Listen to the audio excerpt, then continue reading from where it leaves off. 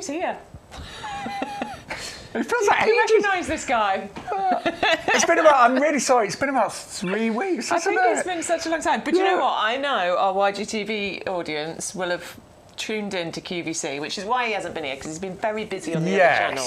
But I've really missed you guys, haven't you, Bex? We gave each other the biggest hug when I came in. It's like, hey! We've had loads to catch up on, loads of gossip. So much! Yeah, loads. But we are here for the next 3 hours, and we've got some cracking products, haven't we? Some cracking we've got plants. some really good ones. Yeah. And of course, the XL heavy duty pots, which you already have seen, haven't you? Yeah. We were so excited about these on Thursday. I haven't ordered them yet. I am ordering them this week. Yes. We both love the traditional 30-litre heavy-duty pots, but these are 50 litres. 50-litre heavy-duty pots. So, I mean, aren't we? You know, certain fruit trees, you think, oh, they are getting a bit tight in the 30 litres, could probably do to be repotted. And I'm just thinking how many potatoes you'd get in here. Well, I was thinking about this because if you think about the 30-litre ones, so and I was saying this on Thursday, so sorry for repeating myself, but you know, I've got I wasn't here. So you know, I've got the collection of 3 of the blueberries. You know, the collection we get the early, the mid, late, and of course I've got one in each of the 30-litre heavy-duty pots. But actually, if I had the 50-litre, I could put them all in the 50-litre, and the footprint of one 50-litre is less than the footprint of 3 30-litres. So actually, it does work out as space saving in certain circumstances. And also, if you are, you know, weeding, deadheading, you know, you can fill that. You can really. And also, just thinking, because I've got a green bin, but it often gets full. So even when your green bin's full and you just need to store your grass cuttings and say your deadheads and all of your weeds, they are brilliant. But you could grow so much in here. And I mean, I'm thinking like raspberry canes. You could get several raspberry canes in there. Potatoes, as Bex was saying, the different blueberries. Fruit trees will be happy in there all their life. They really would live in there constantly. Yeah. Absolutely. You've got the extra drainage at the bottom as well, haven't you? Because there's the channels that come out there, which is an improvement on the previous design. Huge drainage holes on the bottom, then the channels, and of course all the drainage holes around the edge. And you know, I was also thinking, if you were maybe growing flowers for cut flowers, you could do some amazing flowers in here as well, couldn't you? And use them as cut flowers. Yeah. Just fabulous, they really are. Dahlia tubers. Yeah, yes. I mean, the price as well, bear in mind you are going to get 3 for, well, $23.79 if you are a club member. I know most of you are. The best value and working out less than £8 each. And as ever, they are pretty much impossible to break. Yes, very, very strong for sure. I love them. So I haven't ordered them yet. I am ordering today, actually.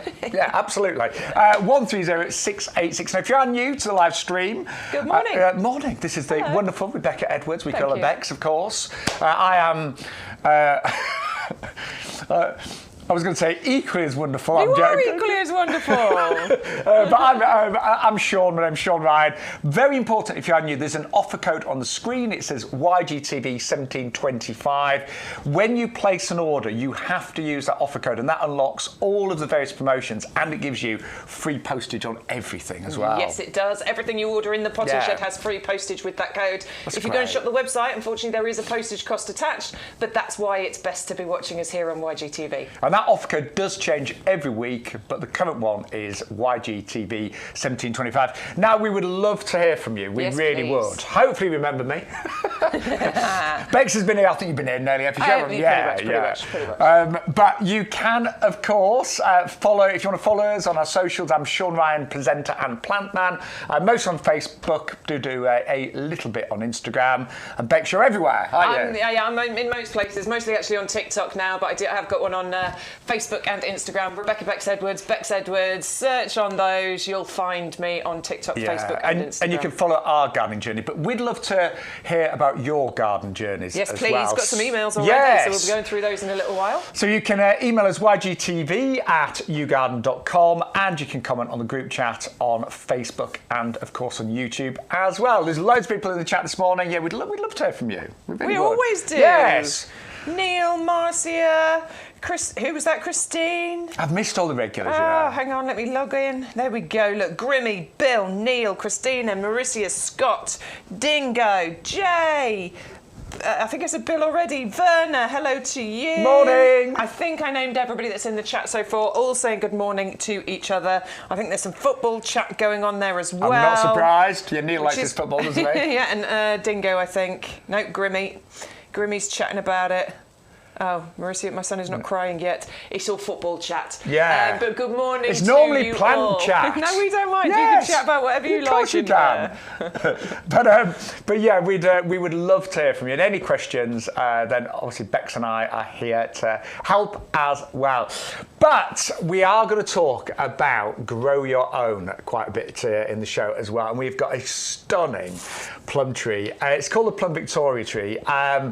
And I love this because, first of all, it's already in leaf, it's in a pot. Yeah, loads of new growth coming off. It's really healthy looking, isn't it? So healthy. 21, 24, and when we think of plums, Victoria plum, that's the nation's favourite plum, isn't it? It's 100%, yeah, absolutely, and has been for a very, very long time. It's an award-winning plant as well. It's got the RHS Award of Garden Merit, so as we know, that means it's a proven performer, it's garden-worthy, and of course you get just a sublime flavour from this. It's a texture as well as the flavour from plums, isn't it? The Victoria plum in particular.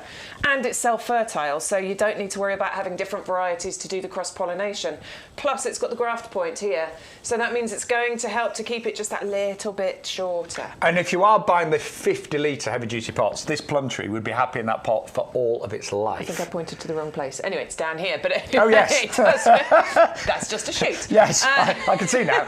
But it does mean it's going to keep it just that little bit shorter. 2 metres maybe is what this is going to get to, but 30-litre pot, or even better into the 50-litre pot, and that's going to keep this growing in there all its life. And you may get some plums this year, but year 2, year 3 and onwards, you are going to be picking kilos and kilos of plums. And say, it is already about a metre tall when it arrives, but because it's been grafted, it is going to stay a lot more compact. Indeed. And they are really easy to grow. You're going to pick these sort of towards the end of summer, going into autumn, sort of August, September time. Excuse me, it's really good to pick them from the tree as they ripen. And the top tip is to not let fallen fruits sit on the floor, because that rotting fruit and things, it can just bring in pests and disease and stuff. So pick that up. And you don't want those nasty wasps around, do you? Absolutely. So yeah, pick up any wind-fallen fruit and pick that fruit from the tree. You'll be enjoying those juicy plums. And just put it in the sunniest spot possible. So indeed, make sure it's in a nice sunny spot. Would love to be in our premium professional compost as well, so make sure you get your compost. And as I say, you could grow that in the ground, but it would be very happy in one of our heavy duty pots, either the 30 or the 50 litres. But what is surprising in the UK, we actually import up to 80% of our fruit. Which is crazy, shocking. It is. It's a lot. There's so much we can grow here. Yeah, and we really believe, Bex and I, that we should all eat more seasonally, like we used to do. We should grow more ourselves, and that is going to have a huge impact on the carbon footprint as well. But yeah, if you think about it in the supermarket, you walk along the aisles, and when you look at country of origin, it's hardly ever UK, which is really sad. Never. So yeah, just, if you can grow a bit of fruit and veg, and we've got some brilliant varieties here at YouGarden, it helps everybody, and it tastes so much better, and it saves you a lot of money as well. Right, lettuce, these are easy. Yeah, yes. This is so easy. So easy. This is the lettuce Oakland. You're going to get 6. Is it 6? It is 6, Oh yes. no, we've got a 6 or a 12, haven't we, with this one? But yes. So 6 or 12, and these are just ridiculously easy to grow, to be perfectly honest. They're going to be ready to pick the leaves off this within probably about 6 weeks. Yeah. Because you just need to plant these into a sort of semi-shady spot, actually. They don't mind a bit of sun, but in the heat of summer, they do want a little bit of shade there. Keep them well watered, nice free draining soil, and this is like a cut and come again. So rather than cutting the whole lot off, what you'll do is just pick the outer leaves from this as and when you need it, and that means you're going to be growing these just all summer long, right the way through to autumn. Do you know, we're actually showing, the imagery that we're showing has got these lettuces in really nice containers. Yes. And you can do that. Yes, you could plant them in the ground, or maybe you've got raised beds, but actually the foliage is really nice. Yeah. So you could have them in really attractive pots and containers like we're illustrating there, and as Beck said, just keep picking the outer leaves, and new growth will mean that you've got a supply of lettuce for many, many months. Really easy to grow, and they taste delicious. Yeah, and we're all into our salads in summer, aren't we? Yeah. If you want making your ham sandwich or your ham and cheese. Oh, nice and rooty. Yes, absolutely. Ham and cheese sandwich. Stick a slice of lettuce in there that you've got from your own little plot outside. Maybe you're growing them in those heavy-duty pots. Oh, I love that idea. And do you know what? The trouble is, when you buy lettuce in a bag, so many times, if you open the bag and have half of it, the next day it's gone to mush, hasn't it? You're saying that because it comes in those plastic bags, and we all do it. We go and buy it, and oh, nice lettuce, and then you go back the next day, and it's got all that moisture in the bottom. Yeah, and it's just you end up throwing it away. Don't you? And I don't know for sure, so don't quote me on this, but I think a lot of there are quite a few chemicals sometimes used as well, aren't they? In the packaging up of to keep them fresh. Yeah, so it just, to me, it seems a lot healthier and better to grow your own. And lettuces are so easy, and we've done the hard work. So there's already really strong plug plants.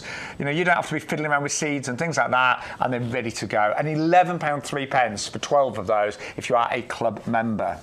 Yeah, Beckside, there's loads of the grow yarn that we're going to be trying, isn't there? Absolutely, can't wait. Right. Tumbling toms. Oh, no, we always grow our tomatoes every year, Bex and I tend to try different ones each year. You stick to the same ones. I've stuck to the sun gold the last couple of years. I'm actually not doing it this year just because of the potential of moving house, and they take up. And I was like, actually, those sun golds, and I love them. They're super sweet, really, really good. But they just took up too much space, which is why I've decided not to do them. Did they need a lot of staking? They need a lot of staking, whereas this, and I was happy to do that. But this variety doesn't need that. No. It's really nice and compact. It just tumbles and trails over the edges of pots or hanging baskets, as you can see here. This is a perfect one for putting in a hanging basket, and that's what I really like about this, because we don't have acres of space. We've got to fit what we're doing into whatever size garden we've got, and this really works for me. Yeah, I grew this a couple of years ago, and I can honestly say that the tomatoes were sweet and delicious. I love that smaller kind of cherry tomatoes, we often call them, and it is a lot easier. The tumbling varieties, you know, you don't have to worry about pinching out side shoots, staking them. They are easy to grow, and you get a huge amount of those tomatoes over the season. You really do. And I like it, particularly if you're growing it with other varieties as well, the fact that these are the sort of more yellowy coloured ones, because I love it when you get a bowl of them and they're all the slightly different colours. It looks attractive, doesn't it? It does, definitely. And we do eat with our eyes. 12 plug plants, and again, even if you work out the price for club members, £11.3, less than £1 a plant, and you get hundreds of tomatoes. You really do, hundreds of them, and they always taste so much. I mean, they taste really sweet and delicious, these, don't they? It's part of your garden buffet, isn't it? It is. Wandering around in the summertime, go out for your little morning coffee in your dressing gown, and then I'll have a little garden buffet. Just have me breakfast. Thank you. And that's what I do. I literally just go to my greenhouse and eat them, for breakfast. Straight off the plant. Yeah. But it's a brilliant variety. It's reliable, it's easy, and you're going to get hundreds of those delicious little sweet tomatoes. £11.3, great value. 370036 is the item there. Right, we are both extremely excited about our Buddleia coming up, the sun gold. Yeah, I'm a big fan of Buddleia, the butterfly bush. And there's a few different varieties, but I really do like this one. It's this gorgeous golden yellow colour that you've got on the flowers, with that slightly darker centre to each of them as well. And actually these create more ball-shaped flowers rather than, the long panicle shaped flowers you get on the traditional Buddleias. Plus this one is more super scented, in actual fact.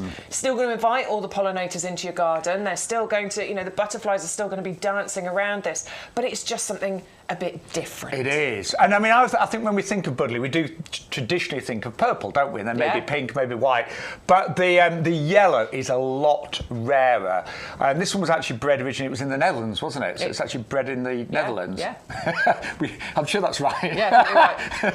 But it has got the RHS Award of Garden Merit as well. And a little fact for you, there are 59 species of butterflies in the UK, and 75% of those are declining. So it's really important to get the butterflies in your garden. And butterflies, they love bright colours, they love sweet nectar, and this is, as Beck said, known as the butterfly bush. So it's a brilliant variety. And it is a bit different, and only goes to about 2 metres, 2.5 metres. Yeah, I mean, it's still going to need a little bit of space to grow, but, take a little while to get there. And actually, just a top tip with this one is that this one actually flowers on old growth, whereas normally when we're talking about wisteria, not wisteria, it's called Buddleia. Normally when we're talking about Buddleia, both beautiful. We'd say prune it in springtime because all the flowers will come on that new growth. Actually, this one is old growth, so you'll prune this one after flowering, and then the new growth that comes through will hold your flowers for the following year. But it's a stunner, and it is a lot rarer. It is unusual, and it will be a magnet for those butterflies. It really really will. And so they are in decline. Butterflies are massively in decline. Last year was the worst butterfly count in 14 years. Scary. I know. Grimmy's just asking about the tomatoes. Hello, what size Grimmy. pot/basket would you need for the toms? Each one of those plants can probably grow to, I mean, they're still really compact, but about 30, 40 centimetres, sort of tumble and things here. So bear that in mind. I put one of them in a 30-litre pot. And it did more or less fill it. It did fill it. Yeah, Stu filmed it actually. Was that the one that's in that video? Yeah, we've got of the heavy duty pots. Yeah, Grim. You know I know you watch all the time, so you'll have seen it. The video we did in my greenhouse of the heavy duty pots. That was a tumbling tom. That was a tumbling tom, and it was in one of those pots. And I know when I planted it, in, I thought. That's probably a bit too big a pot, but it wasn't. It filled it. Yeah, I mean, I think if you were putting it into our easy fill hanging baskets, for example, I was saying you could maybe, the side gaps on the easy fills, you could probably go in one, miss one, in one, and then one in the top, because it tumbled down. So you could probably do it like that. Depends what pots you've got at home. But in my own experience, and I have experimented with tomatoes, when I've put some in slightly smaller pots, and the ones in the big pots did do a lot better, because I think tomatoes, they've got space, and also tomatoes, they need a lot of water. So when you've got them in a big pot, they tend not to dry out as quickly. Yeah, absolutely. So yeah, I'd put one in a 30-litre. Right. What have we got next? Azaleas. Oh yes. Have you seen this one yet? Yes. I think I had this one on our TikTok shows. Oh, look. So but it wasn't going into flower. Yeah, this is the thing. So these are just about to open. And I'm pretty sure this is exactly the same one that we've been bringing into the potting shed for a couple of weeks. So it's getting there. So it really is getting there. The buds are really starting to turn pink now. This is about to open. If you've been thinking about it, I do think that now is the time, just so that you can get the benefit of the flowers this year. If you wait, obviously, you'll get it next year, that'll be fine. But you want to get it in, get the beauty of the flowers this year, and then it'll establish and be even better for you next year. The star-shaped pink and white streaked blooms that are going to cover this plant, I just think are astounding. And we know this with azaleas and rhodies, don't we? Yeah. The evergreen foliage is glorious, but the flowers steal the show. It's so pretty. There's only one thing I don't like about this one, Bex. What's that? The name. Yeah, spider. I know. It's rubbish, isn't it? I don't know why. Because that puts people off, doesn't it? So I think when we had it on the TikTok live that I did, we actually renamed it. But yeah, I think the name doesn't do it justice, because most people don't think of spiders being particularly beautiful. No. Yet this is a beautiful azalea. Gorgeous. Yeah, love it. And it's low maintenance. This is great if you're looking for something for low maintenance gardening, because they grow slowly. I mean, it ultimately it'll get to about maybe 75 centimetres height and spread if you want it to, but they take their time to get there, and they don't need pruning. They naturally grow into a really beautiful shape, and because they're slow growing, that's why they don't need the pruning.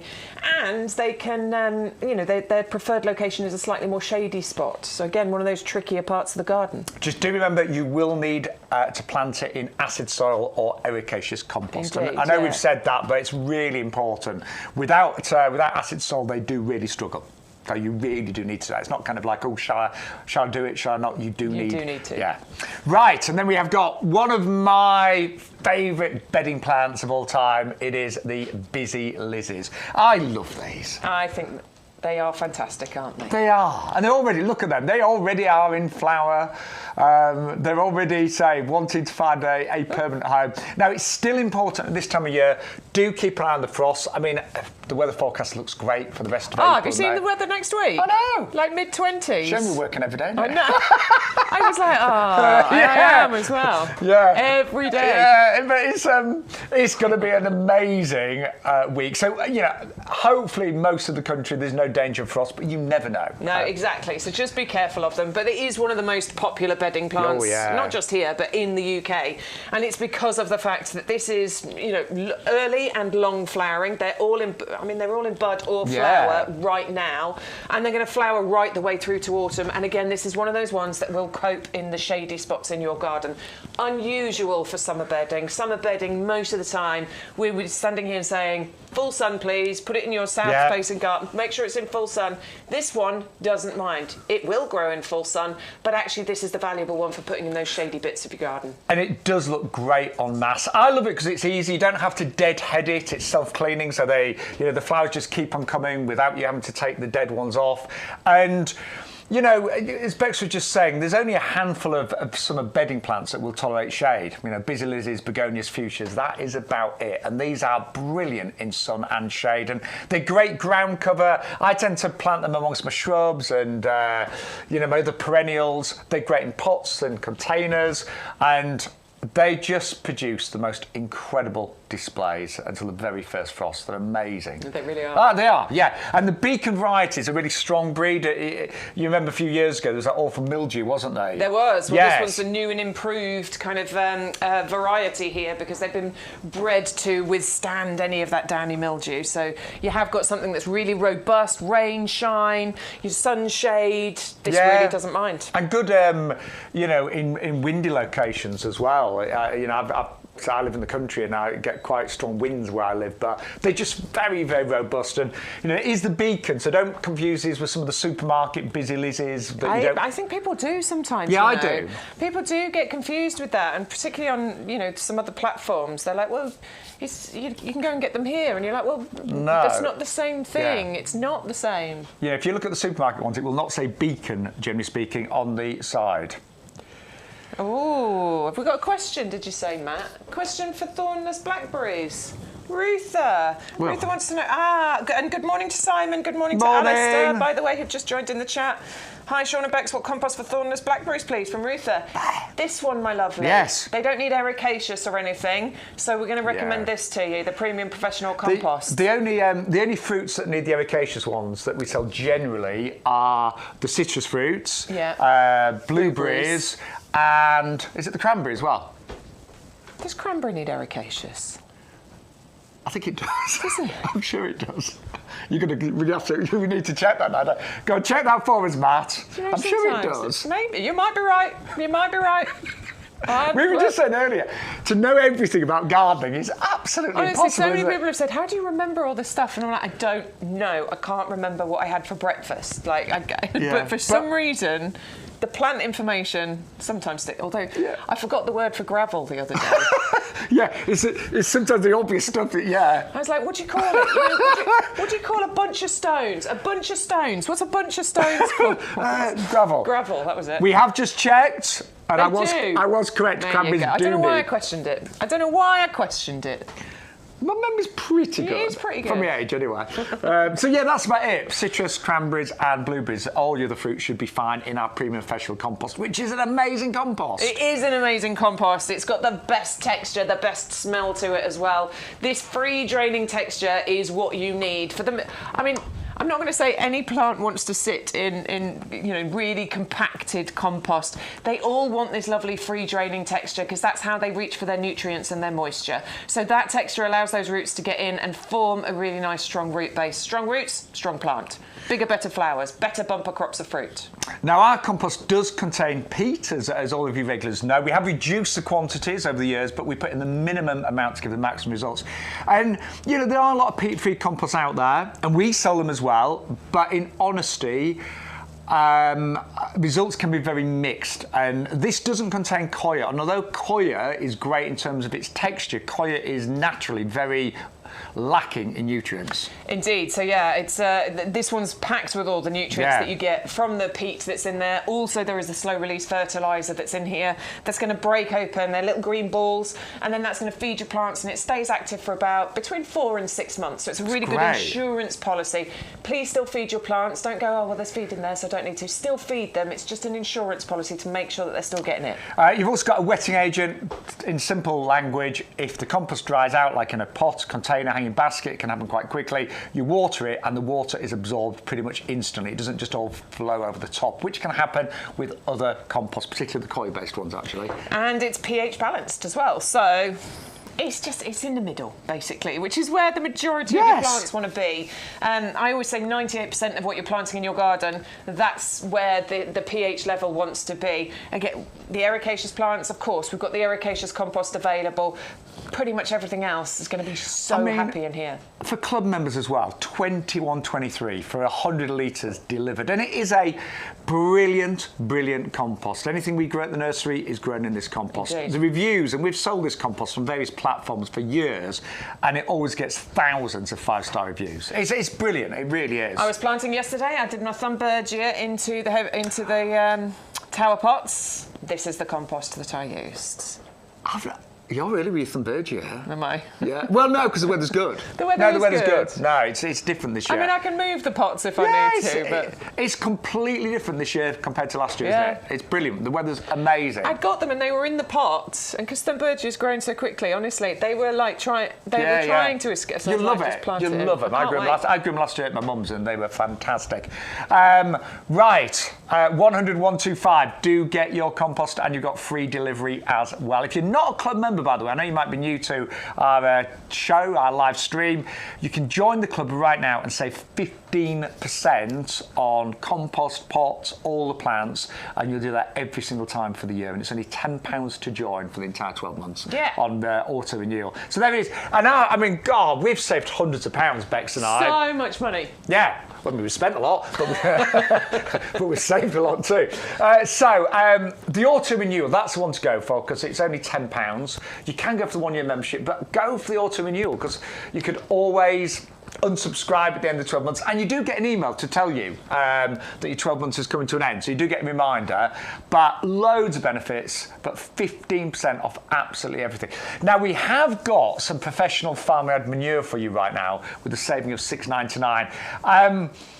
And I think for anybody that's got poor soil, or maybe you've got heavy soil, like Beck's a clay soil, and you want to improve the structure and the nutrition, this is a brilliant product. It really is, yeah. I mean, it's the best way to add that nutrition into the ground, get the roots off to a really good start. It pretty much works on everything you're planting. I mean, definitely if you're doing grow your own, you've got roses, that's a really good thing to add in, but pretty much for everything that you've got in your garden, that's going to get all of that lovely nutrients in there. Actually, you were using this in your garden? Yeah, so I've got a big eucalyptus tree, and you'll know eucalyptus trees sucks all the nutrients. Well, I think eucalyptus tree is, I think it's about 90% water, the actual tree. Right. So it just, that's what it does.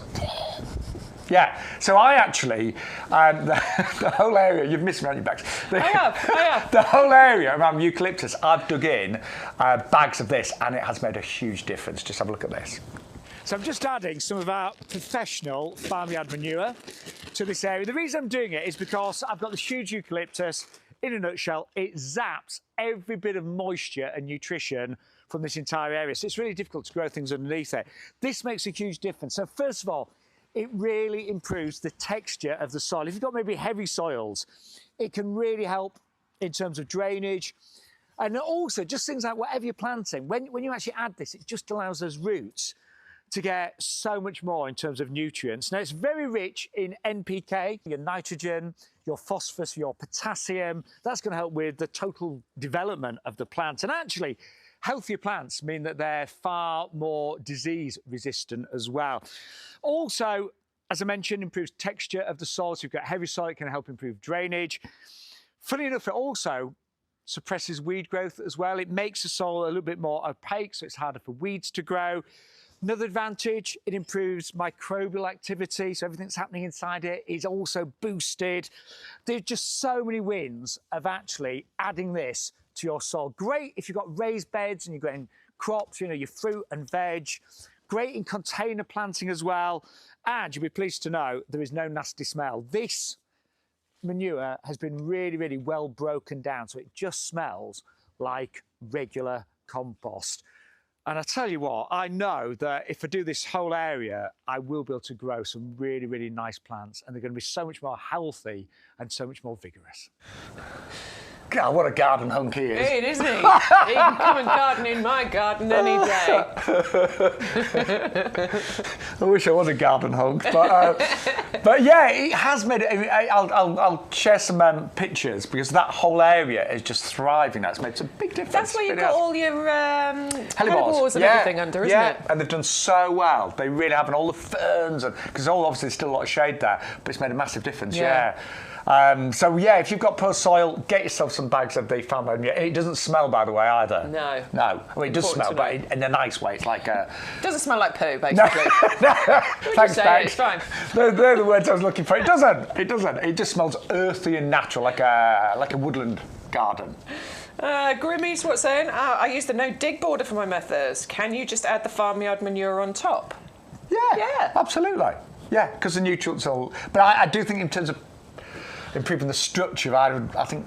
You'd mix it in? Yeah, but it depends if you've got, depends what structure your soil's like. But if you have heavy soil, I'd want to water it in well so that all the nutrients kind of go down, so it's not just sitting on the top. But I don't see why you couldn't. No, but if you have got heavy clay soil, I would want to mix it. I'd want to dig it in. Yeah.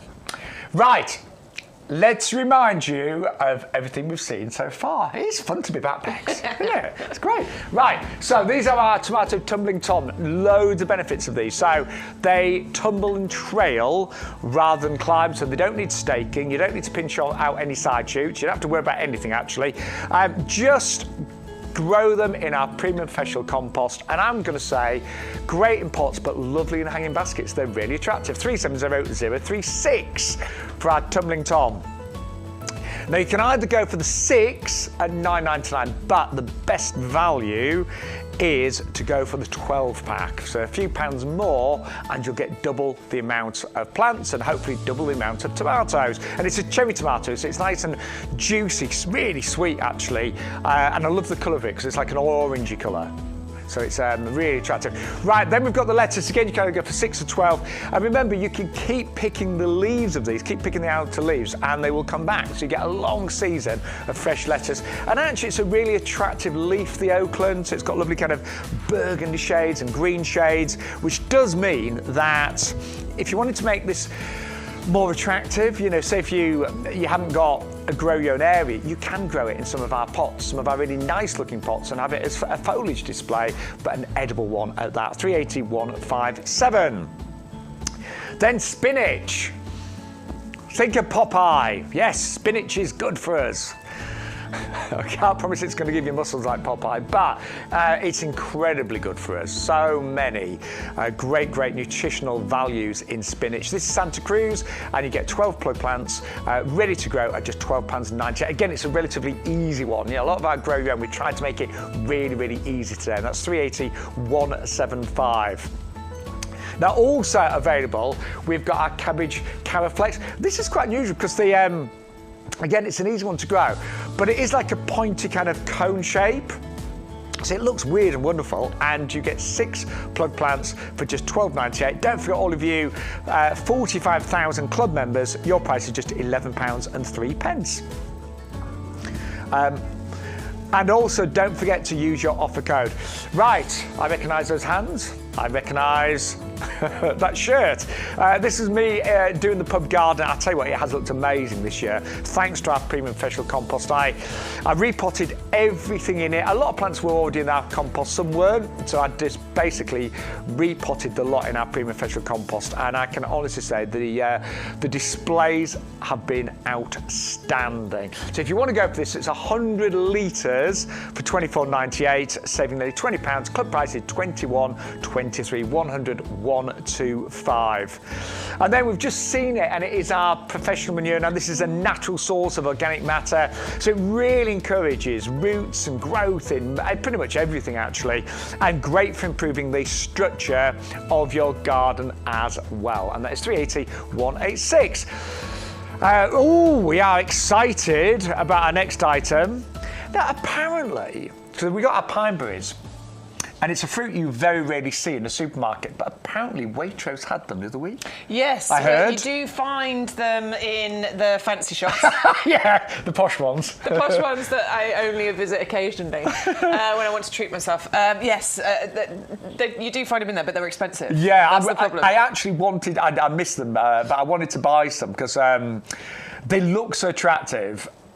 And the taste, do you grew these with it a couple of years ago? Yeah, and they're still growing them, I think. You still got them, I did dig a few strawberry plants up, and I'm hoping I didn't dig those ones up. So I'll wait and see this year. So I've got lots of strawberry plants growing. But yes, I've grown them for a couple of years. This would be year 3, I think. So I'm expecting, you should get great, if I haven't dug them up, to get a decent crop this year. Been very easy to grow them, in actual fact. So very much the same as other strawberry plants. And I did try them, and they are sweet. They are delicious. I didn't quite get the hint of pineapple. Did you not? That's a bit I was going to ask. Got a sweetness to it, but then Adam's saying that he really does. I think it was Adam who says he really does taste the pineapple. So but we've all maybe got different palates. Yeah, exactly. But what I love about them is just their appearance, because I think they look really attractive. A lot of top chefs use them as a dressing on their desserts. You imagine these on a big slice of chocolate cheesecake, for example, and there's an advantage going these, isn't there? Well, there is. So birds don't particularly go for them. No. Because they don't look ripe. So the birds are looking for the ripe, red strawberries, and because these look like they've been dipped in white chocolate, they just don't tend to go for them. Because the bird, that can be a problem with regular strawberries. The birds can get them before you do. You have to net them. You have to look after them, otherwise they will get, eaten by the birds. And apparently M&S have got them. Yes. Marissa has come into the comments saying Marks and Spencer's had them. I'm telling you, it's the fancy shops. Yeah. So Bex and I we shop in Aldi. Have we seen them there, Bex? Aldi and Lidl. They don't have them in Aldi and Lidl. Definitely, it's not in the middle of Lidl. You cannot find them there. Look, they're just something a bit different, a bit unique, a bit unusual. Now, you can grow them on their own. I would recommend growing them alongside other strawberry plants. They will help cross-pollinate each other. You're likely to get a larger crop. That's a good tip. These are slightly less vigorous, I think, than other strawberry varieties, but you still get really good, delicious crops from them. And I'm just thinking, how lovely would that look if you've got these mixed in with varieties like our everbearers? And if you are growing these in containers or hanging baskets, to get the white and the red strawberries together, that's going to look really cute, isn't it? It is. It's really awesome. Nice. I'm so excited for the strawberry plants again this year. I am. Love growing strawberries. And we always say, they're one of the easiest fruits to grow. So if you've got children, if you're just getting into grow your own, if you've never grown a fruit or veg in your life, you cannot go wrong with strawberries. So when they arrive, they are runners. They've been in the cold store or winter. Give them a good drink, a couple of hours or so, and then just get them planted wherever you want, as long as it's a nice sunny position. I've put strulch around mine just to stop the slugs. I always, put a bed of strulch down, stop the slugs and snails, but also give something for the strawberries to sit on. I mean, they rot if they make contact with the compost and the earth, basically, so it really helps to put that bed of straw down. When you're planting, keep this bit here, which is the crown, keep that above the soil surface. You can tell the difference. Look, you can see where the rooty bits are. I would be planting to there. Just keep this bit above the soil surface so that it continues to be healthy. If that goes below ground, it will rot and die. And you'll be amazed at how quickly those grow. I mean, these have been sat in a bag, so they come to you in a plastic bag. So we've been using the same one for a couple of weeks now. All of this green growth, all of these leaves, that's new growth. They're not even planted, and they're throwing up new growth. We see these stuck on the shelf outside, and it's amazing how they just come back with nothing. Just grow. But you will get Pineberries this year, but the crop will be relatively modest. But in year 2 and year 3, that's when you really start to get those big crops. Yeah, when I get runners this year off my strawberry plant, I should have done it last year really, but I just cut them away and got rid of them. But this year, when my plants throw the runners off, I will be potting up the runners so that I create new strawberry plants. But Bex's tip of mixing these with other varieties for pollination is a really, really good tip. That does make a big difference. Right, we're going to move on to our leeks next. You want to grow leeks? Yeah, because you want to grow leeks. I do. I want to do. I mean, I'm not going to do it this. I'm not going to. I can't. Potentially moving house. I've got all my dahlia pots to get. I just don't have the space. Hopefully in the next garden. But that's what I'm excited about, is growing things like leeks and onions and stuff. And they are quite simple to do in actual fact. But I love a leek. I just love a leek. I love a leek. I love a leek. There's nothing like pan-fried leek with loads of butter. Not to the point where it's browned. It's just soft, buttery. It's my favourite thing in the whole wide world. Give me a whole plate of that. I love it with pancetta as well. Do you? Yeah. Oh, nice. But loads of butter. Loads of butter. Loads of salt and pepper.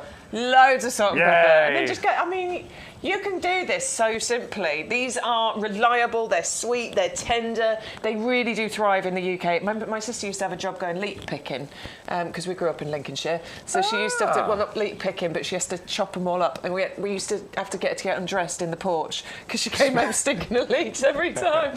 She used to have to get undressed in the porch and put her washing straight in the washing. Brilliant. But right, so these come to you as these wonderful plug plants. You can get 6 or you can get 12. And what I will show you is I actually did take this one out of here the other day and I separated this one.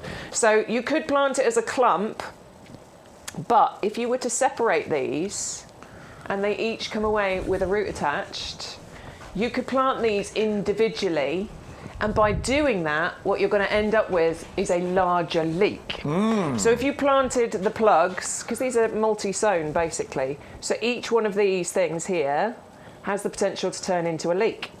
Now, if you planted it all in one go, yes, you'd grow a clump of leeks, but if you separate them out, you'll have larger leeks. Oh, that's a great idea. I like it. Yeah, then you get more. So just gently tease it apart, make sure those roots come away with the plant, and then just plant them in rows. Now, there is a bit of a trick to getting the leeks and having the lovely white bits, the full white bit, and that is as they grow, what you're going to do is draw up the soil around the plants. That blanches them and keeps the white bit. The white bit is a bit more palatable. Yeah. It's more tender, it's got a more sweetness to it. The green bit is lovely, It's still nice. and it's still delicious, but it's the white bit of the leek that's the tastiest bit. I don't think we have got the 50-litre heavy-duty pots. Indeed. Yeah. So Yeah. you could be growing your leeks and your onions and that, you know. So we have got the new big, remember, 50-litre heavy-duty pots. So if you haven't got like beds and borders, you can grow those in. Then grow them in those super big pots. Maybe So you could do that. I was going to say you could do that. I literally don't have space to put in. You don't get to the washing again. We can't get to the washing line. I haven't even got all the pots out the conservatory yet. Oh, God. It's full. It is full. See, I outgrew my last garden. That's why we moved. I mean, the house was, it's a shame because the house was lovely, but I just outgrew Well, the I'm garden. considering knocking down part of the house now, to be perfectly honest with you, because I need space. Yeah. So I'm looking, I have got a big garden, but say we had to move house, and that's exactly what Bex is doing. And you'll end up doing the same, some of you at home. But if you do want to go for the leeks, it's a lovely variety, that one. Really nice, and it's quite a sweet variety, isn't it? It's really tasty. And you can get 12 of those plug plants for just £12.98, or if you are a club member, that would be £11.03, of course. Right, we've got onions now, but we're talking big onions. Yeah, these are like the show. I mean, it's called Onion Exhibition. This is the kind of onion that when you go to that, lovely village fete where they do like growing fruit and veg and stuff to show, and they're winning prizes. This is the kind of onion that we are talking about. These are going to create big, sweet, tender onions. They're it's a reliable variety. It's got great disease resistance. You get nice, consistent growth, even in just, us normal people, UK gardens. It's renowned for its size, for its flavour, and it's really easy. Take these plug plants, plant them about 30 centimetres apart, water regularly, feed regularly as well, every sort of 3 to 4 weeks, and you'll be ready to harvest in about 4 to 5 months after planting. It's dead simple. And each one of those onions can actually weigh a kilo. Yeah, they can. In the right conditions, you can get up to a kilo out of each of those. And don't be, sometimes when a fruit or veg is big, you sometimes think that it's going to be lacking in taste, but not this variety. No. So do bear that in mind. I love the idea of like a giant onion, don't you? Yeah. I think it's brilliant. Just bring it out. And then I'm not going to chop it up. There's no way that's just going into a sauce as a base. I'm going to do something with the entire onion, like baked onion or something. Yeah, I know what you mean. Making a proper dish out of it. Yeah. I'm not going to chop it up into little pieces. You'd be That's there coming forever. out in the centre of the platter. Yeah, I like that idea, Yeah. So anyway, really great variety. The name says it all, exhibition. You would be proud of exhibiting these and winning that top prize. 380-163, £12.98, or the club discount price is £11.03. Now, what amazes me, we're going to move on to herbs next, and all the supermarkets sell herbs, don't they? And if you ever buy, I don't know if you find this, but if you ever buy a potted herb from a supermarket, oh my word, it can literally die within a day or two. Yes. Have you found that? Yes. I think they've just, I don't know. I don't know what the process is, but whenever I've bought herbs from supermarkets in pots, they've not lasted very well. Occasionally you keep one alive, but not often. And then if you buy them already cut and in packets, again, you've got to use them within a couple of days, but they're really expensive. There's so many of those packets that end up in the bottom of our fridge. And yeah. then you dig them out a week later and you're like, that's what the smell is. That's what the smell is. So, I mean, it amazes me that more people don't grow their own herbs. I've got a little herb garden, and it's fabulous, and herbs make such a difference to your cooking, don't they? Yeah, they really do. And you've got a great little collection here, the parsley, the coriander and the sage, and these are all things that you will use very regularly in your garden. I mean, the sage, for example, is, that's a winter hardy plant. That's a perennial. It'll come back for you. It's drought tolerant. It's nice and simple. All of these things are going to want planting in like a sunny spot, but maybe a sort of semi-shade spot in the heat of summer. So you just want to bear that one in mind. And they just grow really vigorously, very, very easily. And then you can just go out and take the bits and pieces that you want to get from it. And parsley, I mean, again, you use parsley for so much. So much. Yeah. I love it. It's got a lovely flavour. Yeah. Love parsley with any of my fish dishes. I love coriander. Are you a love coriander or are you a hate No, I love it. Good. It's my Apparently we're more evolved. Are we? Apparently. This is what Stu was telling us the other day. Because it's very, you sit on one side of the fence, don't you, with coriander? It's either a love or hate. I don't mind it. I'd say it's my favourite herb. I love it. Yeah, same I here. will pile it on. But apparently, if you like coriander, it means you're more evolved. This is what Stu told me. I'm taking it. I'm taking it. We're more evolved, Bex and I. You are going to get 18 of the plug plants. And what I love about having all of those is you are going to have a constant supply. So as you're picking, you've always got other ones that are growing. Yeah, absolutely. And you can dry bits of them as well if you want to dry the sage leaves and keep them for later on. You can dry them off. I've only got 12 in here for some reason. I've got the coriander and I've got the parsley. Yeah, but we're you missing will the sage. get the sage as well. And you will get 6, 12, 18. So you'll get 6 of each of those. And you can plant those into pots. You can plant them into borders. They're so simple. That's what you get. Well done, thank you. You can just pick the bits that you want from it and then use those in your cooking. Love the idea. And that's a great, I mean, I'm not being funny, £12.72. And herbs grow so quickly as well, But we've done all the hard work. You've got really established plug plants, really strong roots. And the item there is 750069. Marissa is asking a question: how to keep them growing over winter? Well, you've got to bear in mind which ones you can keep growing. So sage for sure, coriander, meh, no. Parsley, I can't remember actually. Oh. No, parsley, I think that one's like an annual one that you would plant as well. So the sage is a perennial that'll keep going. The other ones would be sort of grow outside in summer. You could try bringing them indoors. I was going to say you could. There's no reason why you couldn't have some on your kitchen windowsill. Absolutely, they're tender ones basically. So those ones would need the winter protection, and then you could try and keep them going inside over winter. But I would definitely bring some of them in and try them on the kitchen windowsill. Yeah. I mean, I do it all the time with the basil. Yeah. And by the way, I do it with basil bought from the supermarket. I split them up and I keep them on the kitchen windowsill. I don't always keep them alive, but keep them going for a few weeks. At least we're honest. But I think you've got so many there that you've got a really big supply, hopefully for many, many years to come. Yeah. So that's the kitchen herb collection. Love that. It is only £14.97, £12.72 if you are one of our club members. Does love the smell of herbs, yes. And then we've also got the essential herb collection, where you get a few different types of herbs. So you actually get 6 herbs. You get mint, parsley, chives, oregano, sage and coriander. And we've got a whopping saving of £40 on these today. That is amazing for 1994, isn't it? Just a stupid amount in there, that'll keep you. I mean, chives, look at those. And I love the little flowers that you get on the top of chives as well. They're so pretty. I do. Actually, you're going to invite a lot of pollinators into your garden with these. And these are great, some of these for companion planting as well, because of their strong scent. It can help to ward off pests and things. Look how cute that is. Those are very easy. Those will come back for you. Obviously, the mint, don't plant those out into the ground. Keep those in pots, because mint does tend to be a bit vigorous. Yeah, it is. Well worth having, and you'll use it loads, but keep it in a pot, that one. But all of the herbs you could possibly want in there, I think. The mint, the parsley, chives, oregano, sage, coriander. And I mean, I've had mint and chives for years, and they do come back every single year. They do, every single time. You think they've gone, they died out to nothing, but they come back every single year. What I'm going to say as well, I know 36 sounds a lot, but if you've got a neighbour, a member of your family, you could easily divide that kit up, couldn't you, and share it? Absolutely. We could buy that between us, Bex, and it's like, club members, that'd be £8.50 each. That's not bad, is it? It's not. It's really good. What do you think about how many plants you're going to get? Right, anyone in the group chat, Bex? Any questions? Lovely to be back, by the way. Marissa's expecting delivery today.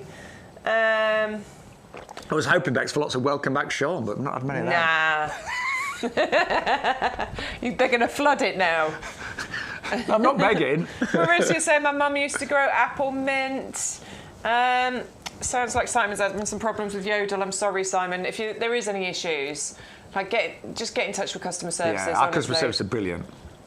I know I think it depends on the delivery, but I mean, my yodel guy is amazing. Yeah, mine is. Get on really well. Well, I have to because he delivers loads of stuff. Mine knows me well. Yeah. I think it very much depends, but just get in touch with like, customer more services, plants, Simon, honestly. More plants, Mr. Ryan. Yeah, more plants. More compost, yeah. But I think we've caught up on the chat. Great. Let's have a look at the emails, shall we? Oh, sorry, Matt, I'm listening to you. Oh, we're going to do some individual herbs. All right, fair enough. Let's show them the individual herbs. Yeah, right. So if there's something you particularly like, so we've got the garden mint. Again, you get 6 plug plants. This is mint is one of the easiest, but as Bex said quite rightly, mint needs to stay in pots. It is very, very vigorous. It's a very keen plant. It wants to take over. So make sure you keep those growing in pots. So it's very happy in pots. 750020. But comes back every year. Then we have got our parsley, and it's that lovely curly one. Parsley, again, I love it, particularly with my fish dishes. 6 plug plants for just £9.99. These herbs are all easy to grow. There's no tricky ones in these. 750022. They've got our sage. Again, I've had sage for many, many years, and 6 really, they are really well established as plug plants. They will be, a decent size in no time at all. 750065 and just £9.99. And then finally, we also have the oregano selection as well. So if you'd like to go for the oregano, again, 6 for £9.99. But if you want a mixture of everything, then go for the big packs, and then you get, say, a mixture of everything. But fresh herbs are so lovely to grow. They smell great, they look great, and they can make such a difference to your cooking, can't they? And growing them yourself is very, very easy. Don't forget, we've just put the details on the screen for our brand new extra large heavy duty pots, which I'm going to be ordering today. Cannot wait to get my hands on these. Yeah. Right, any questions, Bex? No questions. Yes, some questions. Sorry, I was just looking at Neil's pictures. So Neil, hello, not that Neil, different Neil. Oh, a different Neil. We've got a new Neil. Oh, that's confusing. A new Neil who sent the email in on Saturday, so I'm hoping he's watching. But he says, hi, Bex and Sean, just a few pictures of plants that are starting to wow us in the garden. There's Brunera Drac Frost, Toad Lily, Allium's just about to open, and Camassia? Hello. Camassia. Yeah. Apologies for my pronunciation, but let's have a little look, shall we? That's a nice one, that one. There's the Brunera. They're I'm lovely. not mirroring, am I? Now, you'll see this in a minute at home. I'm just showing Sean. Yeah, I'm like, they're great, really nice. So we will share these with you at home, sorry. There's the Brunera. I love it. Yeah, we had that on the show last year, didn't we? I absolutely adore this plant. Yeah. You know I do. A couple of you have sent pictures in the last couple of weeks, and I'm so loving that Mine's plant. just coming to flower now. Is it? I still don't have one. I'll get one at some point. And mine's in quite a sort of semi-shade area. It loves it. I've got it with forget-me-nots, and it looks gorgeous. Oh, there's the alliums. There's the alliums. I think that's phlox down at the bottom there. Some lovely little pansies growing as well. Looks like you've got some fruit trees. That looks like a duo fruit tree you've got going on over there. Looking very, very nice, that border. I tell you what, it's been a really good year for the creeping phlox backs. Hasn't it? Yeah. Everyone's doing really well with it. Yeah, mine looks great this year as well. So I keep disappearing so I can see the screen. Now that's the Camassia, I'm assuming. Yes, I've got one of those. That looks really pretty. Yeah. Look at the foliage on there. They're a lovely plant, and they're clump forming, and late spring they look fantastic. And then finally, now this is amazing. So this is the toad lily. Wow. Never seen one. So thank you for sharing that. That is beautiful. Isn't that beautiful? That is absolutely stunning. Isn't it? Oh, we need to get a few of those in our garden. We're going to be shopping now. So Neil, thank you for sharing that, because that's gorgeous. Love that. Absolutely gorgeous. Right, Ali G. Hello, Ali G. This morning. So a few flowers looking good in our garden. Photos taken yesterday. The Tutti Frutti wallflowers, the skyscraper lilies, and the Caribbean lily. 2 of the flowers are double buds. We were just... Are they? We were just talking about our Caribbean lilies this morning, weren't we? We were. One of mine is open, and I think I've got a couple that are double buds, but they've not opened up just yet. But yes, they're looking lovely. Oh, those are Tutti Frutti wallflowers, did you say, Bex? I think they must be. Yeah, they look like it because they're a bit more compact, aren't they? And then... Yeah, there's the Caribbean lilies. 2 flowers. 2 flowers, yeah. I've got 1 or 2 that have got the 2 flowers on. Aren't open yet. I haven't. Mine all Sorry, mind you, I mean, I've got big buds coming, but mine all singles. Look at that. You're not far off. No. Mine just started opening. Mine about that, like that now, yeah. I was going to get the picture. I reckon with the heat wave next week. Yeah, it should happen. Yeah. Fabulous. Next one. Oh, I've missed this. I've missed it in all your pictures. There's the skyscraper lilies coming up. They're tall already. Yeah. It's amazing how quick they go, isn't it? Yeah. Do you know what? Everything is so far ahead this year, isn't it? It's brilliant. Oh, you're doing well. Not one munch hole on those leaves, Ali G. So you must be doing well. That's Stroll. She's doing well. We're keeping the lily beetles off. Yeah, but the Stroll is down there as well, isn't it? I've been out there. If you have got lily beetles, by the way, and it's a bit cruel, but the only way really of getting rid of them is to squish them. Yeah, squish them. I know it's mean, knock them off and stop squish. eating my lilies. I'm out. They should have heard me the other day. I was out there in the evening with my gloves, picking off lily, and I'm talking to them, and I can't repeat what I was saying because that would be rude. But and then I took up to myself because I was like, if my neighbours can hear me, because I'm having this full-on conversation with the lily beetles whilst I'm getting them off the plants and then squishing them. It's very funny. I talk to my plants sometimes. Dingo! Hello, says, Dingo. Morning gang. Pics taken at 8 a.m. as the sea mist is lifting and loads to plant out from YouGarden. The sea mist is lifting. Oh, I love these pictures. Look at this. Look at all of that. You've got loads of hostas coming up I can see in there. Oh, my word. There's all sorts, isn't they? There's roses over there. Your irises are coming up, I can see. My word. Loads of hostas. Is that a lysosteria there? I think that's a lysosteria you've got, isn't it? There's loads, isn't there? So much. How do you get amongst the pots? That's a lot like. It's like. Whenever I go to visit somebody's house, I'm like, can I have a look in your garden? I went yesterday to somebody's house. I'm like, oh, well, let's look in your garden. They had a lovely garden. And this is lily heaven, isn't it? This is where all the lilies come up. So we're going to be seeing this later on in the year. I remember you sending us your picture last year of this, where it was just a sea of lilies. Loads of those coming up there, Dingo. Looking good. Nice, isn't it? I couldn't quite see. I thought there were lots of peonies there as well. Yeah, there's peonies as well. yeah, there is. But then he's got all his lilies growing through. through. Ace is looking great at the back. One more picture. I do need some new eyes, you know. Oh, this is what he's got to plant out. Okay, lovely. So we've got some lupins going in there. We've got some delphiniums in there. What's that one? That's got to be is that a calla? I can read it, hang on. Oh no, you've got your convallaria. Oh, lovely. So it's your lily of the valleys. And then, are those marigolds? Yeah, I think the marigolds at the back. Yeah, they are. I can just see. Nice. Lovely. All very organised. Dingo, thank you. So, quick question from Neil, which was moaning Bex and Sean and team. Which Neil? Neil A. Neil A. Hello, Neil A. Due to the lack of rain where I am, I've been using Bex's tip of using water in buckets that's been left to stand. Well done. As I'm out and about most days, sometimes I can't dry the washing outside, so I have to make use of the condenser dryer. Will the water from that be okay to use on plants? Yes, I believe so. Well, okay. I'm not sure. I use a dehumidifier in my home. Is a condenser dryer the same thing? I don't know. I've never used one. I don't know. Right. I use a dehumidifier in my home, and in winter I was using the dehumidifier water because it's just taken from the air. It's not a problem. I don't see why you couldn't use it. Matt's saying he's got a condenser dryer and you get a tray of water at the end of it. There's no chemical. Yeah, I can't see why you couldn't. It's literally just pulling the moisture out of the air. I'm sure it'll be fine. So I think I've just never used. yes. I've just never had a tumble dryer like that. That's all. I've never had the budget, Bex. I think the answer is yes to that. Yes, I don't see why not. If anyone else in the chat wants to pitch in, I think the answer is yes. No, I'm with you. I don't see why you shouldn't. So it's not adding any chemicals to it. It just takes the water out, doesn't it? Yeah. Yeah. Right. Good thinking, Neil. Right. Would you like to save 15% today on all of the lovely plants that we've got, and the pots, and the compost? Is that a yes I hear at home? Yes, well, there's an easy way of doing that, and it's to join our club. And here are two lovely people, Bex and Sean, to tell you more.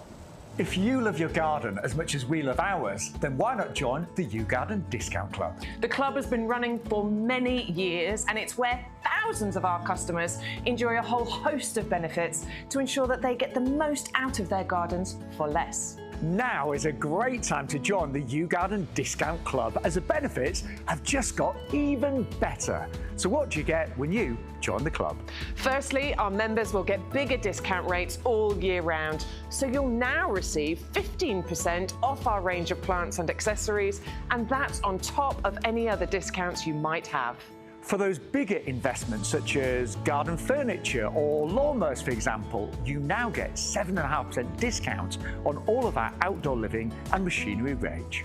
In addition to the ongoing discounts, you'll also get more voucher value when you join or renew your club membership. We will send you 4 £5 product vouchers, which you can redeem throughout the year against the cost of your orders. And as a new added benefit, you will now receive 2 free P&P vouchers, which can be redeemed against the cost of your shipping. Club members get priority access to exclusive offers and brand new products at our best prices. We'll keep you up to date with fantastic advice and top tips from our grown experts and professional gardeners to make sure that you get the most from your new purchases and existing plants. The best way to join the club is with our auto-renewal subscription. You'll pay £10 per year, then at the end of the year we will automatically renew your membership to ensure you retain all of your benefits. Plus, the price you pay when you join will never go up for as long as you remain a member, and that's a guarantee. And remember, when you join the club, you will start saving from the very first order you make, as the discounts will be applied immediately. So with all that the YouGarden Discount Club has to offer, why not join us and start saving today? We'd love to help you make the most of your garden for less with the YouGarden Discount Club. Oh yeah, that was Bex before she went blonde. Much prefer the blonde Bex. Right, let's remind you what we've seen so far this fabulous morning on YouGarden TV. So this is the Plum Victoria tree. What a tree this is. Now, remember, it has been grafted, so it's never going to go too big. It will produce plums for decades, and it is the nation's favourite plum, Victoria. Sweet, juicy, delicious, great for eating, great for cooking. And as I said earlier, about 80% of our fruit is imported in the UK. So let's do our own little bit, grow your own, and it really does make a difference. Great on the pocket, but also on the carbon footprint as well. Now, we've also got our busy lizzies, but these are a particular breed known as Beacon. And this has been the most popular item today. So why buy Beacon busy lizzies compared to maybe some of the supermarket busy lizzies? Well, this is a type of busy lizzie that is super strong and resilient. So it doesn't get affected by mildew, and that killed a lot of busy lizzies a few years ago. It's extremely weather resistant, so it will tolerate full sun, it will tolerate rain really well. You don't need to deadhead. So if you're a busy gardener, you don't have to take off the dead flowers. It will keep flying all summer long. And do you know what? It's such a versatile plant. Pots, containers, hanging baskets, beds and borders, filling in those gaps, absolutely brilliant. You get 12 big, strong plug plants are already in bud, even maybe in flower, and they're just £10 and 18 pence for club members, £11.98 if you're not. And then that stunning new azalea known as Pink Spider. This is a beauty. So it's quite a compact variety. It is evergreen. I think azaleas do best with morning sun and evening sun. I'd avoid the afternoon sun. And it will arrive covered in buds. These are just getting so close to coming into bloom. They really are absolutely beautiful. I love the shape of the flowers. I love the edges. 511 720 at £12.99. Then we've also got a brilliant Buddleia. Oh my word, this is stunning. Got the RHS Award of Garden Merit. It was bred in the Netherlands. It's one of the, well, it's right up there in terms of attracting butterflies. I'd put it pretty much number one. It's known as a butterfly bush. This one doesn't grow too big, so it's a little bit more compact than some of the other varieties. It can be grown in a pot as well, but butterflies love this. And remember, there are about 59 species of butterflies in the UK, and approximately 3/4 of those are in decline. So if you're trying to help with that butterfly count this year, that is an absolute must-have. 56498. Then we have got the lovely Pineberry. This is a white strawberry. So it does taste like a strawberry. Some people also taste a little bit of pineapple in this one as well, but it's the reverse of a traditional strawberry. So it's white with red pips, so it's very decorative. A lot of top chefs use this as dressing, but it is delicious. To get the best crops, we're saying grow this with other types of traditional strawberries, like the everbearers, like our Cambridge, because that will give you better pollination. 320098 for the white strawberry Pineberry. And then we've got our, oh, this is a good one. This is our Tumbling Tom Yellow. So you get 12 plug plants for just £12.98. And the great thing is you don't need to pinch out side shoots on these. You don't need to stake them. They will grow very happily in hanging baskets and pots, and they will produce hundreds of delicious, sweet, beautiful tomatoes all summer long with minimum effort. Just keep them well watered and well fed. Do use our blooming fast for these, 370,036, but you're going to get 12 of the plug plants for £11.03. You imagine that each plant is costing you less than £1 if you're a club member, and imagine how many tomatoes you're going to get. I mean, the value on that is incredible. 370,036 at £11.03 for club members. And then lovely lettuce. Yeah, this is the Oakland, 12 plugs you're going to get here. And the great thing with lettuce is, this variety, you keep picking the outer leaves and they'll keep growing back. So you've got a constant supply. And that's why it's good to have 12 plants, because while some have been picked and used, others will be still growing. So you get a constant supply of fresh lettuce. And I always think lettuce in bags goes off so quickly in the fridge. You know, it can literally turn to green mush overnight. So having fresh lettuce makes so much sense. And these don't need full sun, so something like a part shady spot would be absolutely perfect. And if you want to make them more decorative, grow them in nice pots. You know, I think they look great there in our Somervilles, and they're 380,157. Those pots are available on our website, by the way. They're called the Somervilles. Then we've got lots of herbs. Now, this is the kitchen herb collection. You get 6 of the parsley, 6 of the coriander, and 6 of the sage as well. And they're only £12.72.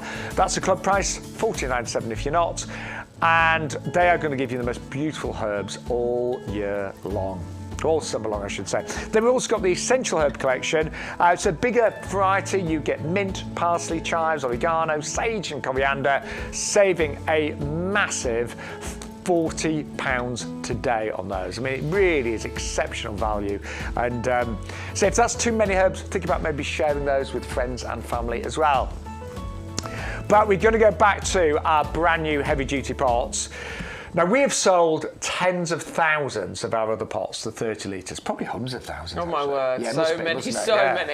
But these are the brand new ones, which are 50 litres.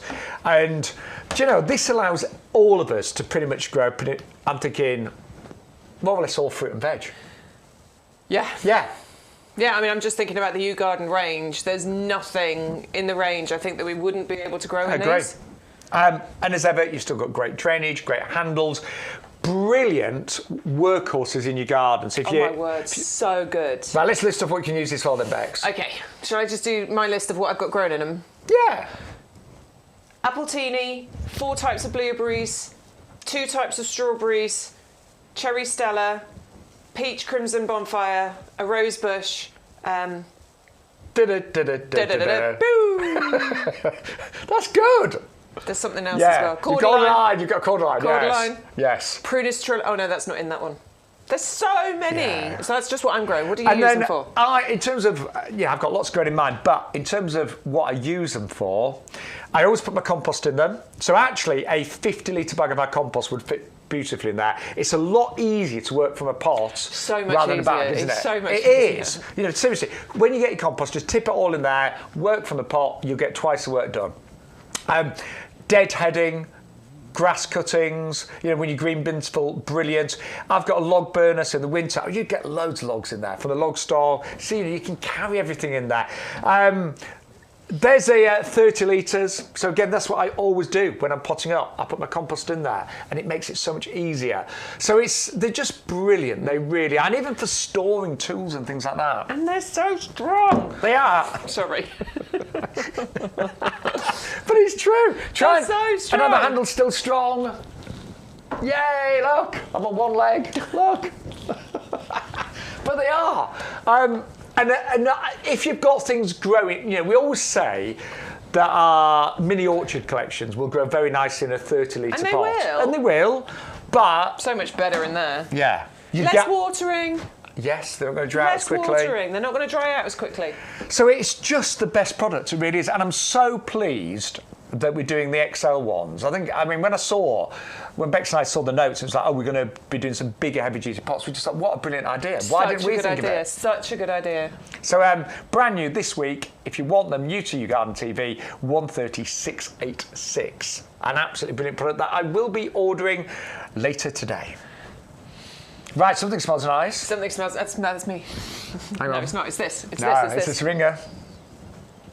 Oh, I love the smell of lilac. There's something more perfumey about lilac than floral. Do you know what I mean? Yeah, that's beautiful. What a lovely colour this is as well. It's so pretty. So there's lots of different lilacs, lots of different syringas out there, but this one's called Katherine Habermeyer. Comes in the 3 litre pot. It's huge as well. I mean, if they all look like this, that is amazing. You do get a wonderful, strong fragrance from these lovely, attractive flowers, and they actually have a beautiful colour to them as well. So they start out as rich purple buds, and then they open up into this lovely sort of lavender blue colour, and then they fade to a sort of more pinky white as well. And as this grows and gets bigger, you're going to get multiples of them. We're all seeing the lilac at the moment, aren't we? It's lovely. Go on a walk, go on a drive. That's what we're seeing. That's what we're noticing. And you imagine, this covered in the lilac in a few years' time, and it will be smothered. And I actually I love the heart-shaped look. Those lovely heart-shaped leaves that you get on here, which is the perfect sort of backdrop to those lovely flowers. And you get those flowers in sort of May and June time. Then you've got all of that foliage to take you through to winter. They're reliable, they're hardy, they're easy. Yeah. Of course, it can get big if you want it to. It can get to 3 metres by 3 metres, but actually, you can prune back syringa, you can prune back lilac, and it will reshoot. So if it does get too big for you, you can prune these. It's stunning. It really is. Just loves the sunny spots, and that is 511638 for the Syringa vulgaris there. And I think fragrance-wise, there's nothing nicer. There really isn't. Beautiful. And as Beck said, very, very reliable as well. Right, if you have just joined us, thank you. I've been inundated with welcome back messages. Absolutely, everybody's really pleased to see you. It's because they've all watched you anyway. This lot all watch you. They all... They follow you. So Bex and I, we work on various platforms with YouGarden, as you know. But it's always nice to be back in the potting shed. Look, I love working with Adam, but I have missed you. Oh, well, I've missed you. I have missed you. Because we had loads to catch up on as well. I tuned in because you were doing one of the TikTok shows, and I watched that, and I was like, Sean Ryan in the potting shed? What's going on? It's nice to have him here. Oh, it's really lovely to be back, and so it's always nice because we've got a really regular core audience that watch YGTV, but always getting new followers as well. So say hello if you are new to the live stream. Main things to remind you of: there is an offer code on the screen. Today's is YGTV 1725. That gives you free postage on everything on the show, which is amazing. But it also unlocks any particular promotions as well. So whatever you do, always put the offer code in your basket. If you don't put it in, you'll spend more money, basically. Yeah. But free delivery. And bear in mind, look at the size of the heavy-duty pots. They're huge. They'll be delivered free. They'll have a massive box, won't they? Yeah, compost delivered free. Any of the plants delivered free when you use the code. And there's always 2 prices on the screen. There's the red price, the yellow price. Which colour do you prefer? Yeah, the yellow one. That's the discount club price. If you join the club for £10 a year, you will save 15% on everything on the show, which is brilliant. Everything. Everything that you order from YouGarden, I should say, not just the show. No, not just the show. It's everything on YouGarden. That's brilliant. Yes. Busy Lizzies. So, Busy Lizzie Beacon, that's the important thing. The Beacon is the new and improved variety. This is the one that's going to give you excellent sort of disease resistant. It's not going to succumb to that downy mildew disease that Busy Lizzies did suffer with. It's been specifically bred to be more resistant. We've had a question actually, and Sean, you might be able to answer. How many plants would make that? Let me see the picture again. Sorry, Matt. That. How many? Not that one. So my Busy Lizzies grow to, I'm going to say... The big display, Matt. Width-wise, they grow to about 25 to 30 centimetres. They do. So it's really hard to say looking at those displays. But that one. Yeah, so I think they're individual plants there. I think they might be. 1, 2, 3, 4, 5, 6, 7, 8. That's about 12 plants. Yeah. Yeah. But that would be, I'm just being honest, that would be towards the end of the season when they get that size. Of course, yeah, they need to fill out, don't they? So I mean, if you want to create that earlier on in the season, double it up, right? Yeah, that would have taken the summer to get to that size.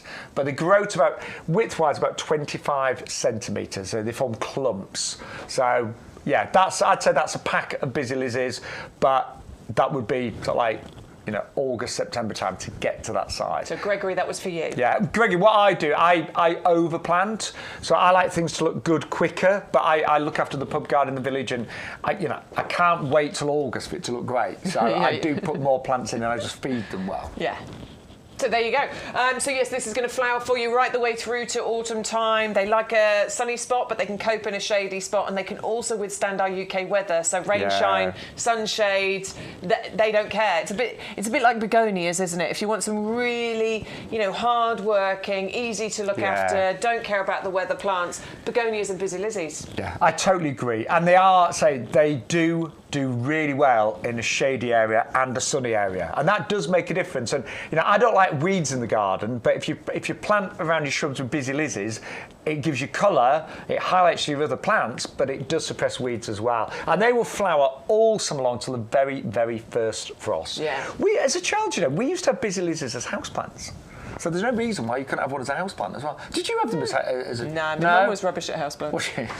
Yeah. She's a brilliant gardener, loves everything, a bit rubbish when it comes to houseplants. Yeah, not into it. Killed everything except for spider plants, basically. I don't know why some people are rubbish with houseplants. To me, it's just the same. Put it in the right position, it'll do great. I hope she's not watching. Morning, Mum, if you are. Morning. Hello. Sorry. Yeah. Sorry for outing you as a rubbish houseplanter. Yeah. And you said that with real vigour as well. My mum was rubbish at houseplants. Rubbish.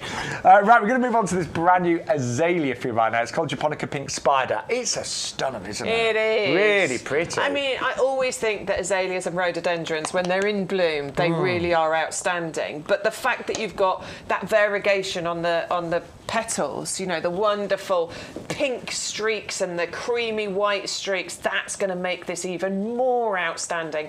And they get smothered, don't they, in the flowers? Once we get into sort of, May time, and this looks right on target that it will be in bloom in May, it's the showstopper, it's the show stealer. And I always like this about them as well, because they seem to fill a gap for me, and I don't just mean physically, I mean a gap between flowering periods. Yes. We've had all the daffs come up, the tulips have come up and starting to go over. Now we're waiting for all the summer bedding.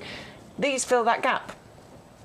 Do you know the flowers as well? They remind me almost of lilies. Oh, yeah. Yeah, No, they're not the traditional shape you expect with a lot of azaleas. It looks a bit like the stargazer lily, doesn't it? With the, yes, it the does. bicolour on it. So it's an absolute beauty. Don't forget, it does need acid soil. So if you haven't got acid soil, you need to plant that in ericaceous compost. We had a question about size-wise. About 70, 75 centimetres, quite compact. full size, and that's going to take 4 or 5 years, maybe even slightly longer, but 4 or 5 years maybe to get to that size. They're really slow growing, compact. They don't need pruning. They grow neatly into this lovely shape. Yeah, so it's it's not going to take over. It's great in a pot. This one really likes a pot, and I think with an azalea, if you grow it in a pot, you can underplant it. I mean, you could underplant it with the busy lizzies, for example. But you've got that evergreen foliage all year round. So you can do summer displays with it and winter displays as well. It's beautiful. I think you're so right. At this time of year, a lot of the perennials are not doing a lot. They're just coming back to life. A lot of our bulbs have died down. The summer bedding's not quite ready. So azaleas give you that colour when a lot of things aren't quite there yet. So it's an amazing plant, brand new, and it is only $12.99. Now I'm really excited about this Buddleia. As I know I keep going about butterflies, but last year was a dreadful year for butterflies. It was our worst in 14 years. Butterflies are on the decline in the UK, and that's due to use of chemicals. We've lost a lot of our meadows and wildflower areas. Obviously, climate change has made a big difference to butterflies, but Buddleias are a magnet for butterflies. This is known as the butterfly bush, but it's an unusual colour, this one. You know, we think of Buddleias predominantly being purple, maybe pinks and whites. This is a very, very striking yellow. And you were saying earlier about the centre of the flowers. They're stunning. Yeah, I think that really helps to make it stand out, doesn't it? It's just that slightly different colour going on in there. Really easy to grow as well. Just, you know, free draining soil, bright sunny spot, lovely scent, gorgeous pollinators coming into your garden. And I think that's the magical thing. Yes, we want to grow plants because we want to look at them. Maybe we want to cut flowers. But it is very much about what you see. The movement in your garden is as important, I think, to making a lovely outdoor space as having flowers. And movement is created by birds and by butterflies and by pollinators and them all coming in. It's all of that makes a magical garden, doesn't it? This particular variety, by the way, some Buddleias are a bit they're invasive, but also a lot of them sometimes self-seed too much. This is kind of sterile or semi-sterile, so you don't get as many self-seedings going on, because that can, some Buddleias do overtake the garden. This is a little bit more well-behaved, I'm going to say. Very much, so much more well-behaved and just really, really easy. It's lovely. This is what I love about Buddleia. We've taken a £5 off that price as well. You access that using the code, remember, and I do want you to become a club member if you're not already. It does start to add up. The more you buy, the more you save. Do you know what, Bex? What's that? I'm going to buy 2 of those.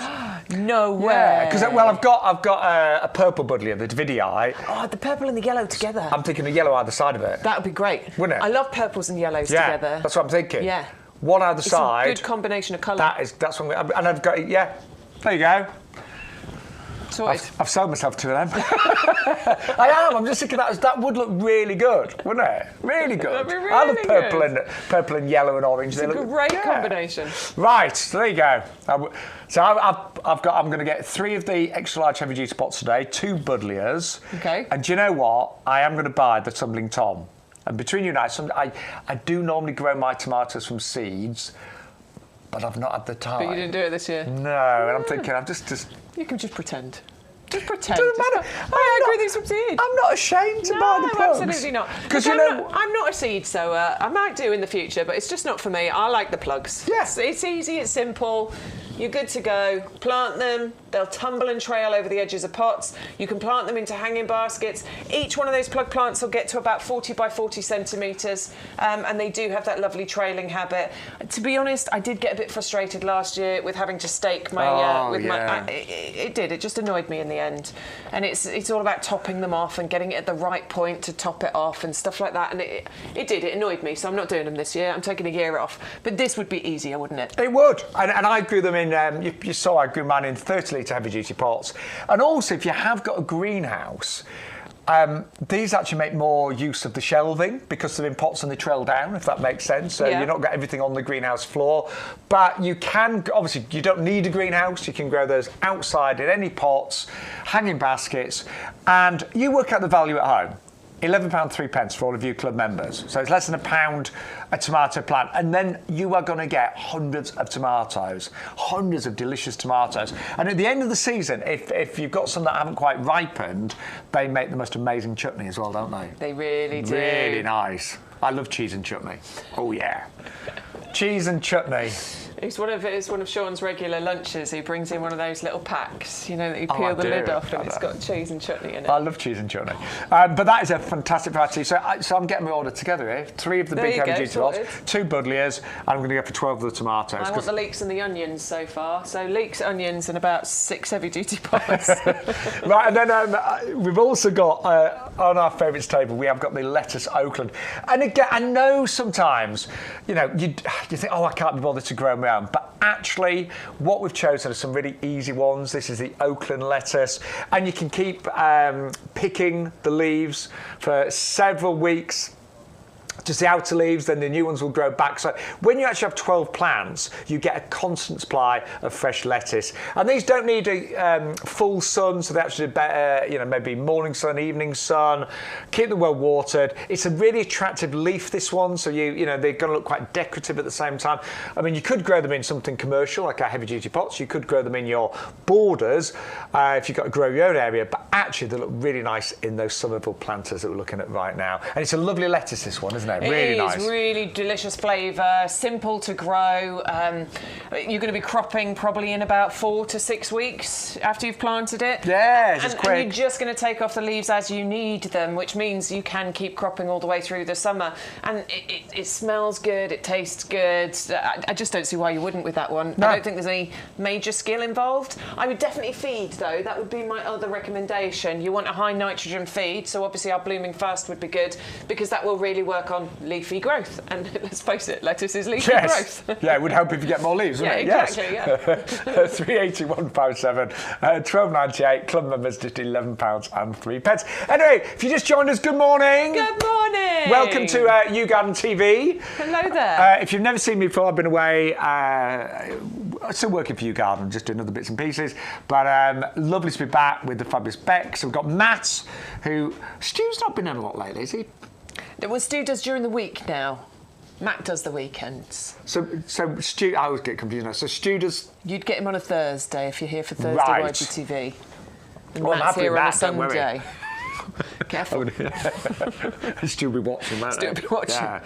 Morning, Stu. Morning, Stu. Missing you. No, I'm only joking. It's all a lovely team. It is. It's a lovely great team. And Adam's obviously doing a lot with us as well. Yeah. Right. Any questions, Bex? No. Jay's heading off to the allotment. Lots to get done. Have a great week. How tall does this azalea get you? I answered that question already. Everyone's saying goodbye to Jay, basically. Bye, Jay. Bye, Jay. Right, Anne. Oh, Anne's got a question. So, good morning, Bex and Sean. My apple trees are awash with blossom, but concerned about the pear tree. Blossom came and went, and now the fruit is forming, but the leaves don't look happy. I've checked the underside of the leaves for aphids, but nothing is there. Any ideas?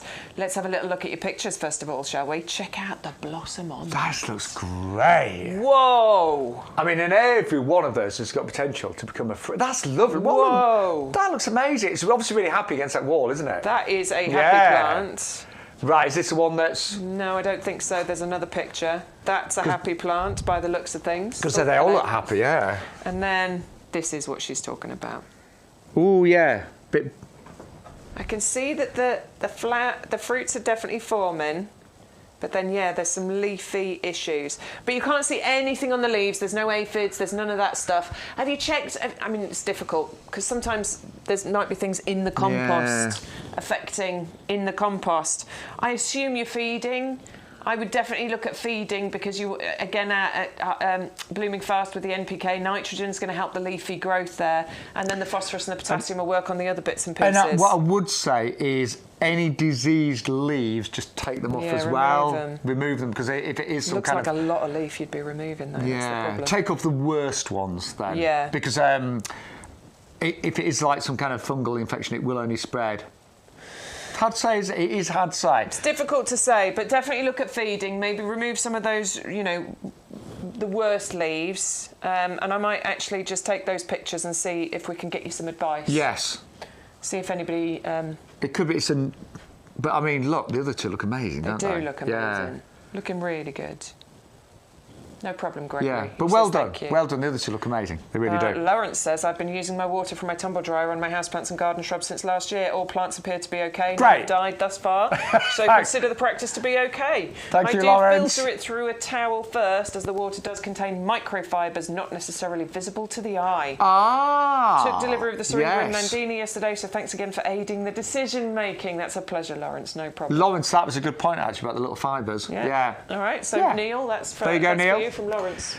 Right, let's talk about our compost. Best-selling product here at YouGarden. Just really quickly, remember, free delivery when you use the off code YGTV1725, and you're going to get 2 wonderful 50-litre bags, saving £19.99 today. And it is the best compost that you could ever use, in our opinion. We've been using it for years, for decades. We grow everything here in the nursery in this compost. I mean, some items haven't been grown in it if they've come from abroad, like our, our citrus trees.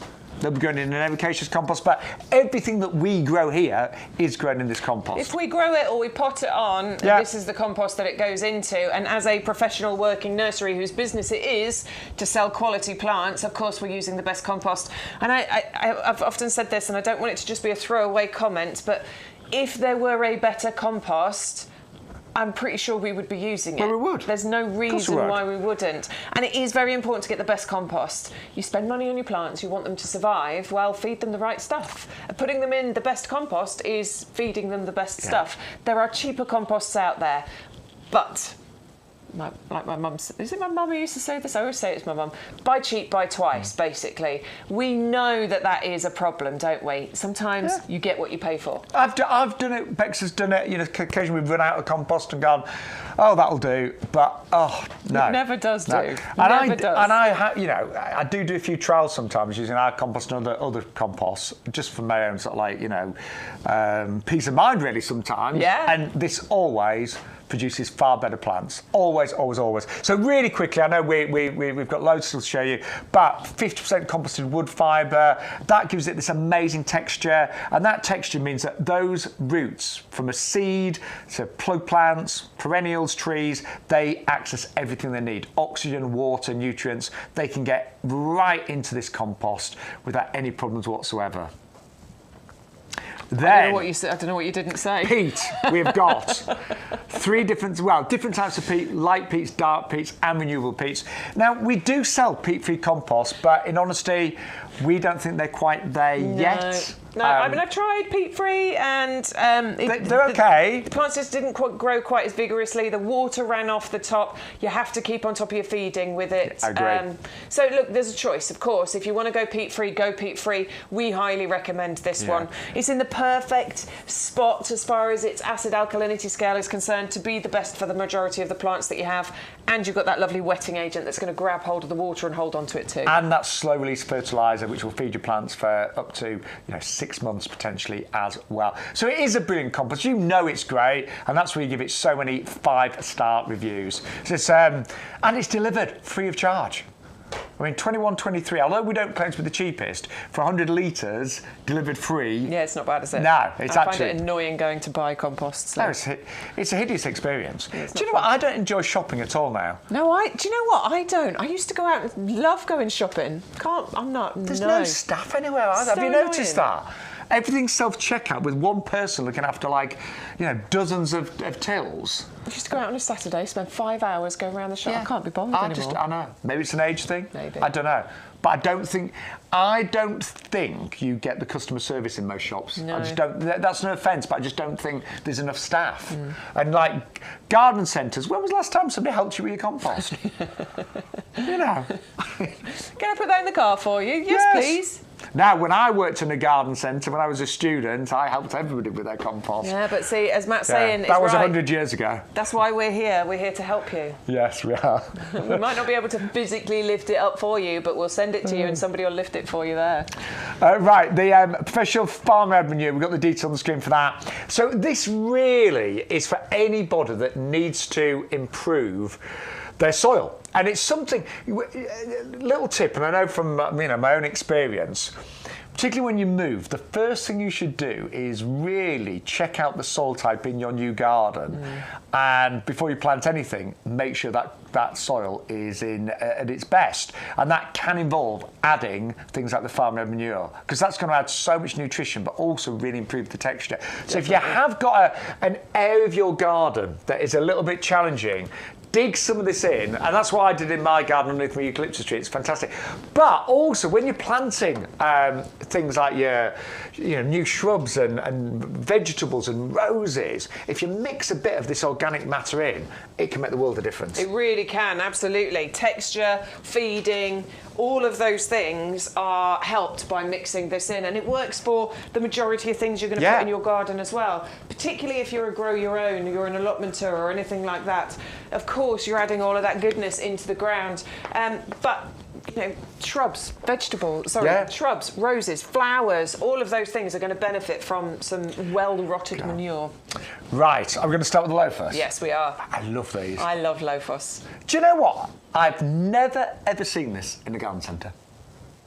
Ooh. Do you know, I have not, I was thinking about this, I have not been to a garden centre for over a year. Really? I actually have not set foot in a garden centre. I do go to garden centres because I've got an elderly mum who loves to go and have go to have a coffee and a cake. Coffee and a cake, and have a little nose around. Very rarely buy anything, but I've never seen this. Now, what I'm really excited about is this is a duo collection. You get the white and you get the kind of burgundy red. I've grown these many times and they are extraordinary. They trail. A bit like the leaves are like a grapevine, and you've got these lovely trumpet-shaped flowers, but they trail. We've put on our website about 60 centimetres. I think, I'm going to say, I've had mine trail miles more than I think that. they can get longer, yeah. Absolutely. It's all the foliage that comes first of all, and the foliage is really beautiful. Yeah. And you might think, hang on, where's the flowers, but then all of a sudden, boom, in June, they just seem to appear, and they are really beautiful against that foliage as well. It's the combination of the two things, again, on this plant. And do you know, I'm slightly frustrated with that footage.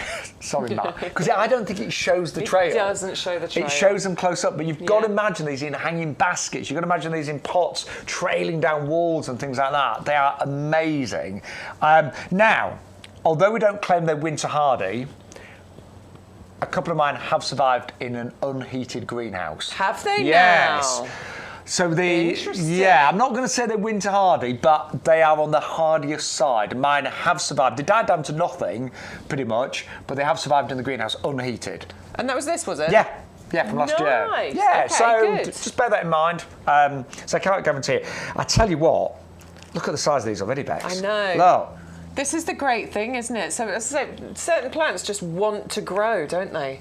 And lophos is definitely one of those. Hanging baskets, great. Window boxes, fantastic. Maybe wall hangers are wonderful. Yeah. Or pots on top of walls, tumbling over the edges. But I had a few of these in the pub garden last year, and nobody knew what they were. Everyone's like, "Oh, what's that? Love that!" Really? Yeah, and it's a combination of the flowers and that fantastic, almost like vine-like foliage. Reminds me of grapevine, and they flower their socks off all summer long. So if you're one of our gardening friends that wants something weird, wonderful, unusual, something that you just don't see, then we have got the loafers. And do you know the only reason I think you don't see them in the garden centres?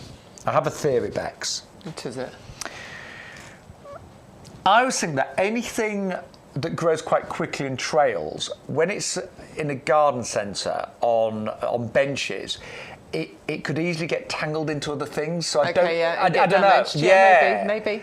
It doesn't probably sit very well on shelves. I was arrived, obviously, in our mini greenhouse. That's the only reason I can think, maybe. I don't know. Because you don't see as many trailing geraniums either, do you? Because I think they just get in the way. So anyway, that's my theory. But they're brilliant plants. And as I say, that footage doesn't do it justice. We will film some more, hopefully. If you're growing your ones you saved this year, get some proper footage of them. I think I will. Yeah. Because you sort of see the trail there, but they really, you imagine it in a hanging basket, they are beautiful. And do you know what?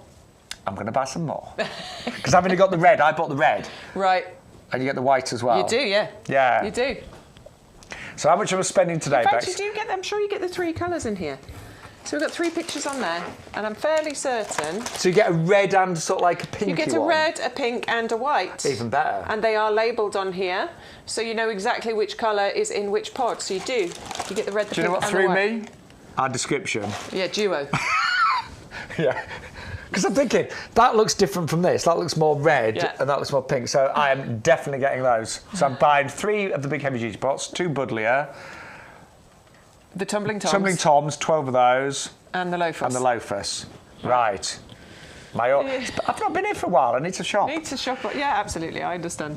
This looks beautiful. I do love the rose black. Oh my word! Look at the size. Check out. There's a big fat one there. There's another one over here as well. So this one is just about to flower, and this flower I just think is classy, sophisticated, outstanding. Oh, Matt said it's a sexy red. It is a sexy red, isn't it? It's mysterious. It's not that bright scarlet red for Valentine's.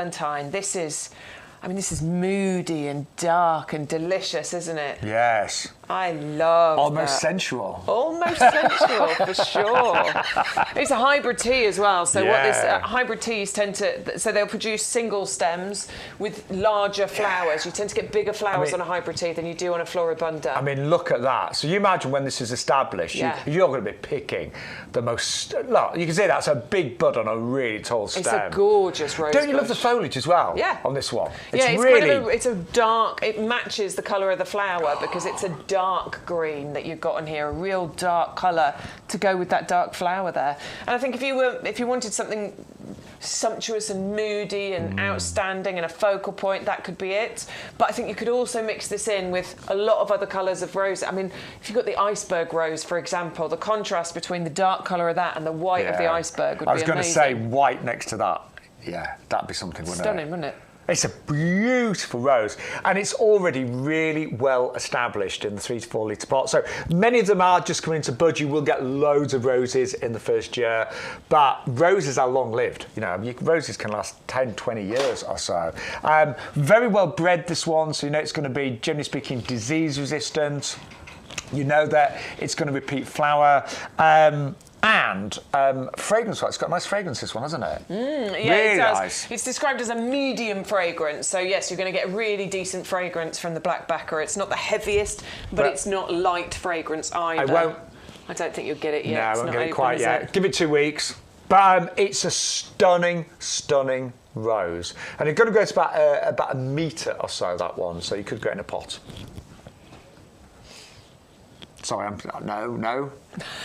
I want that one. I'm still shopping here. I'm like... I do want that one. Maybe. For the new house. Yes. Geranium firecracker is up next for you. And we love firecracker. We love geraniums anyway. It's a classic. It's what I consider this quite a traditional summer flowering plant. And that I say in the most positive way possible. You have the wonderful zonal foliage at the base there. And then these tall stems where you get the clusters of flowers coming up at the top. That bright red colour is a real focal point in your garden as well. Yeah. What I will say about geraniums, out of all the summer bedding that we bring you, they are absolutely one of the most drought tolerant. Yes. So if you are someone that is going to be going away in the summer, you've got a summer holiday planned, you're worried about all your plants when you're away, geraniums are exceptionally drought tolerant. So do bear that in mind. They don't need constant watering. They love full sun, of course. They will flower all summer long. And actually, what I'm going to say is, at the end of the summer, yes, they'll die when the frosts come, unless you bring them inside. Yeah. So why not bring some inside? My mum's got lots in her little conservatory. They love being in there over the winter and then put them again outside next year. My nan had them in a little conservatory on the side of the house, always. And that's where the scent just takes me back there. So they are very simple to overwinter. They are, and you can take cuttings from them. They're one of the easiest plants to take cuttings from. You can actually root these in water. You can take a cutting off, take off the bottom leaves, root it in water, so you can have an endless supply. But I'm with you, Bex. That red is striking, it's bold. And I always think if you are planting up hanging baskets and pots, you want something bold and upright in the centre. Indeed. Draw that focus, draw that attention, and they do stay really nicely upright. Keep on top of your deadheading though, please.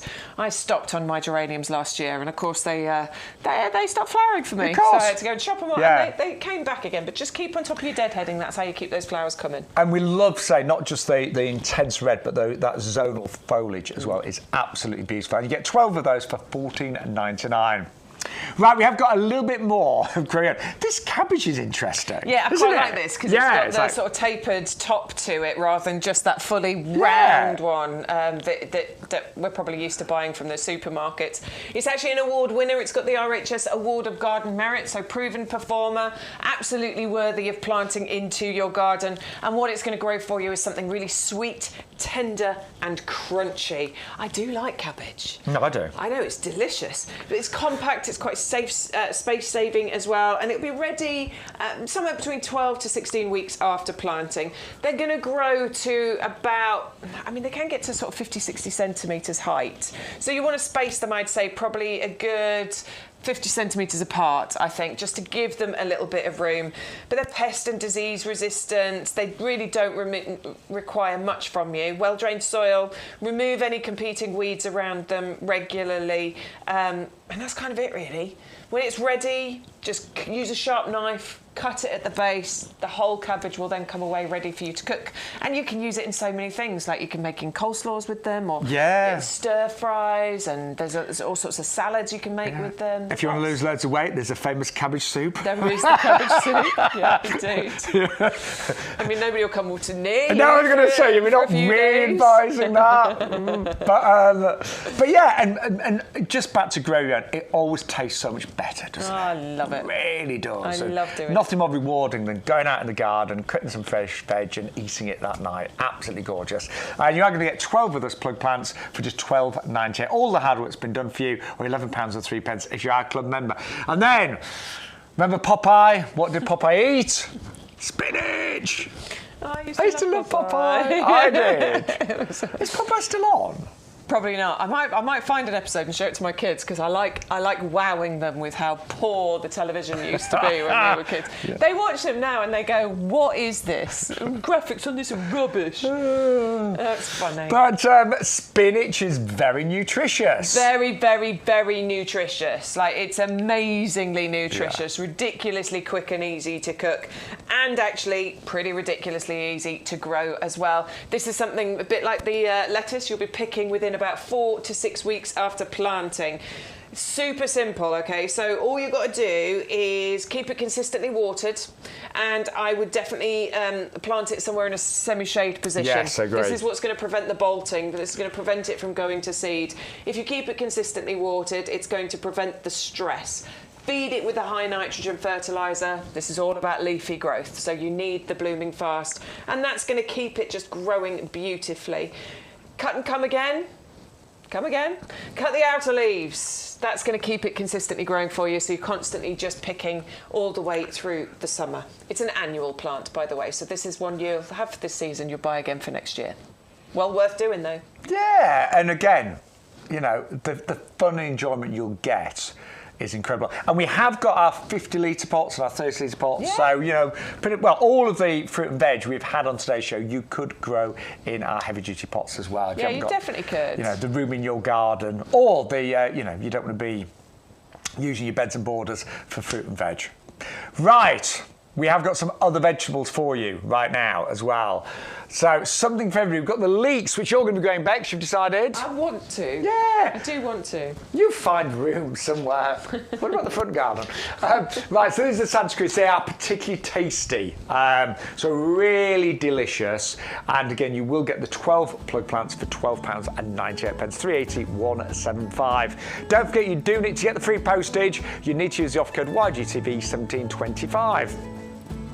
And we've also got the onions. Now, this is a particular type of onion known as exhibition, and basically, they're big. The actual onions can weigh up to 1 kilo.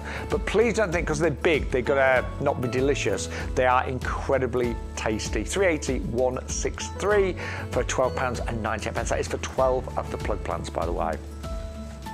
And then we've got the lettuce. Remember, the lettuce will keep on giving throughout the summer. So keep picking and it will keep going back and giving more of those delicious leaves. And I particularly like the Oakland varieties. It's very tasty, but I also think it looks attractive on a plate, you know, because you've got the kind of like burgundy, bronzy and greeny tones. It's a very, very aesthetically pleasing lettuce as well. 381.57. Then we had lots of lovely herbs as well. So we've got the Herb Garden mint, 6 plug plants for $9.99. Mint is a little bit invasive, so what we always say is keep it contained in pots. I mean, if you've got like a little herb garden, you can still plant it in the ground, but keep it within its pot, and that will stop it from sort of like invading other plants. 750-020. We've also got the parsley. The details of the lettuce on the screen as well, by the way. So if you want the lettuce, 381.57. But if you like the parsley, 6 plug plants for just £9.99. And parsley, I mean, all of these herbs are very, very easy to grow. I always like the look of parsley. I think it's got a lovely appearance. 750-022. And we've got sage as well.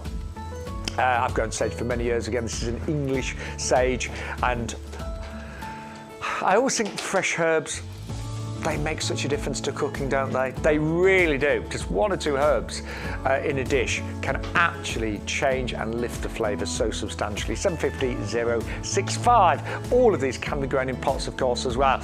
And we've also got oregano as well, another favourite.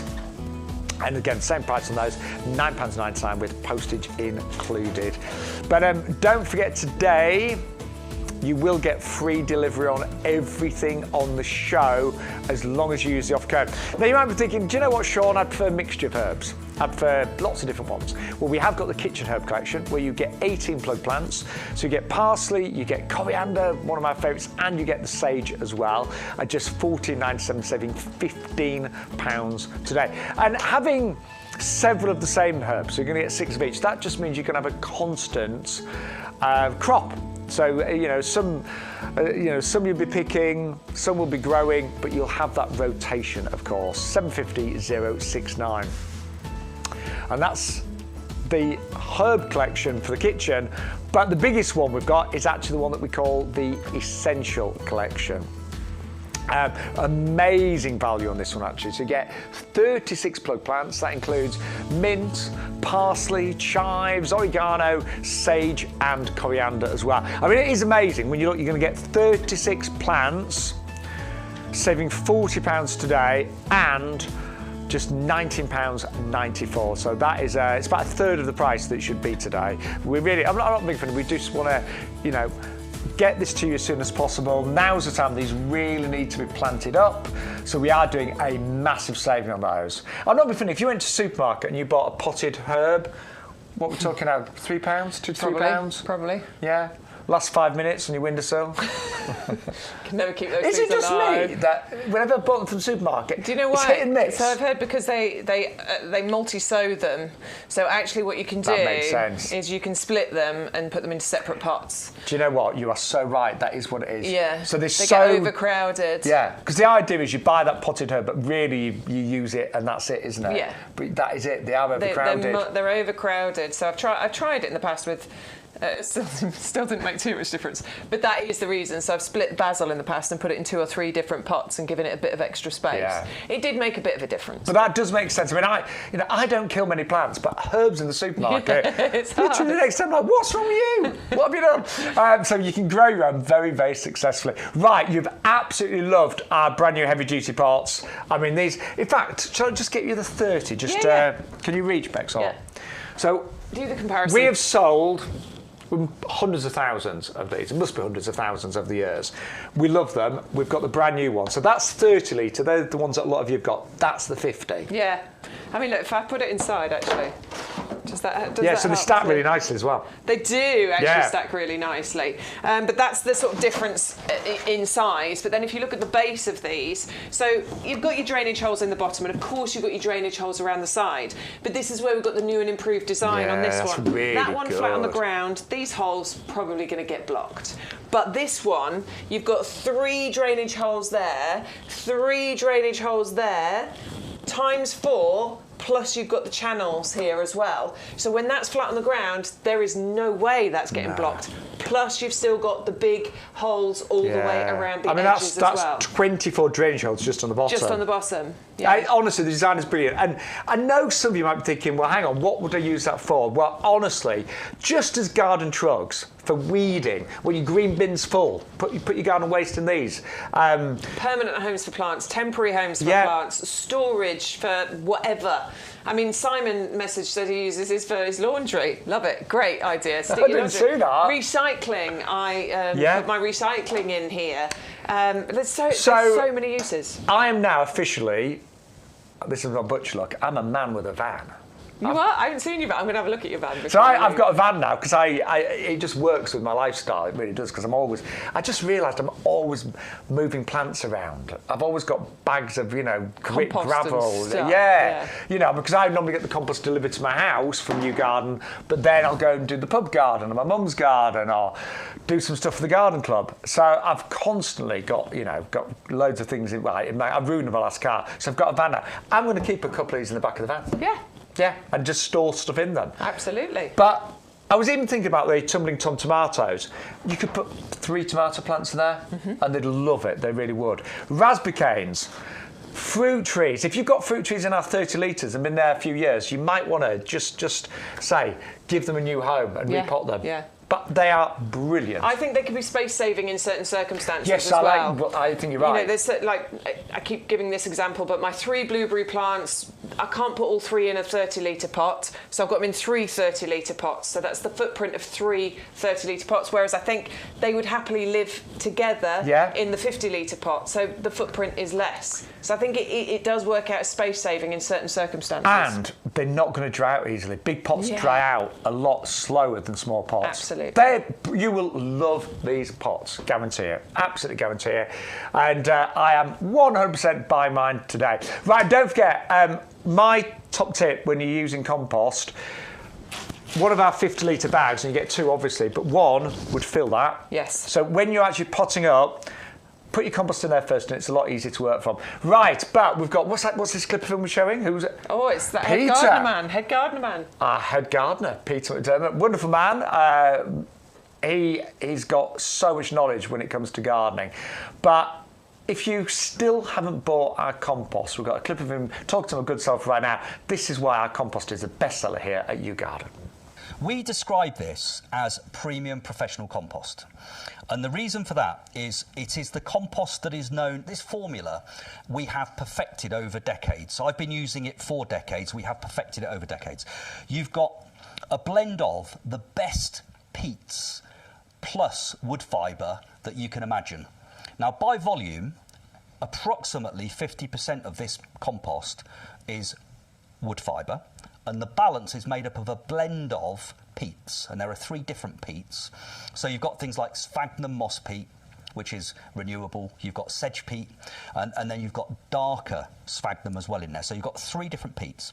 You've also got, you can see actually just there, there's slow release fertiliser. These little green, what look like little eggs, you'll see those dotted among the compost when you're planting it. That's slow release fertiliser. One of the most expensive ingredients in any compost is fertiliser. You can see that there's another one just down below. That is amazing because that will deploy nutrients to the roots of whatever you grow in this compost just when they need it over the next 6 months. You then got what's called a buffer. Now, peat in particular is naturally acidic. And plants like to be just on the acidic side of neutral as a generality. There are exceptions, so things like rhododendrons and azaleas, they love to be properly acidic in terms of the ericaceous soil or compost they're growing in. But most things like it just on the slightly acidic edge of neutral. So that's what this is designed to give you. So it's got a pH buffer to keep it in exactly that zone. The wood fibre keeps the sort of perfect air-water porosity ratio, which is what we talk about in the trade, all these complicated terms. But it's, what plants need is they need a jungle gym to grow in. So they need a jungle gym for their roots, which is called growing medium. They need some water, and they need some air, and they need nutrients. And when you've got the perfect compost, it blends the air and the water and the constituents of the compost. It all blends together to give the perfect environment. That's what this particular compost does, which is why it's trusted by us. We will be growing approximately 150,000 potted roses on this nursery this year. That's roughly what we grow most years. We'll be growing, I don't know how many hanging baskets, but our pre-planted hanging baskets that will be available later, you will have bought them in the autumn and last spring as well. They grow in this compost. We will grow countless perennials, whether they be in the 9 centimetre square pots or the 3 litre pots or the 5 litre pots, plus fruit trees.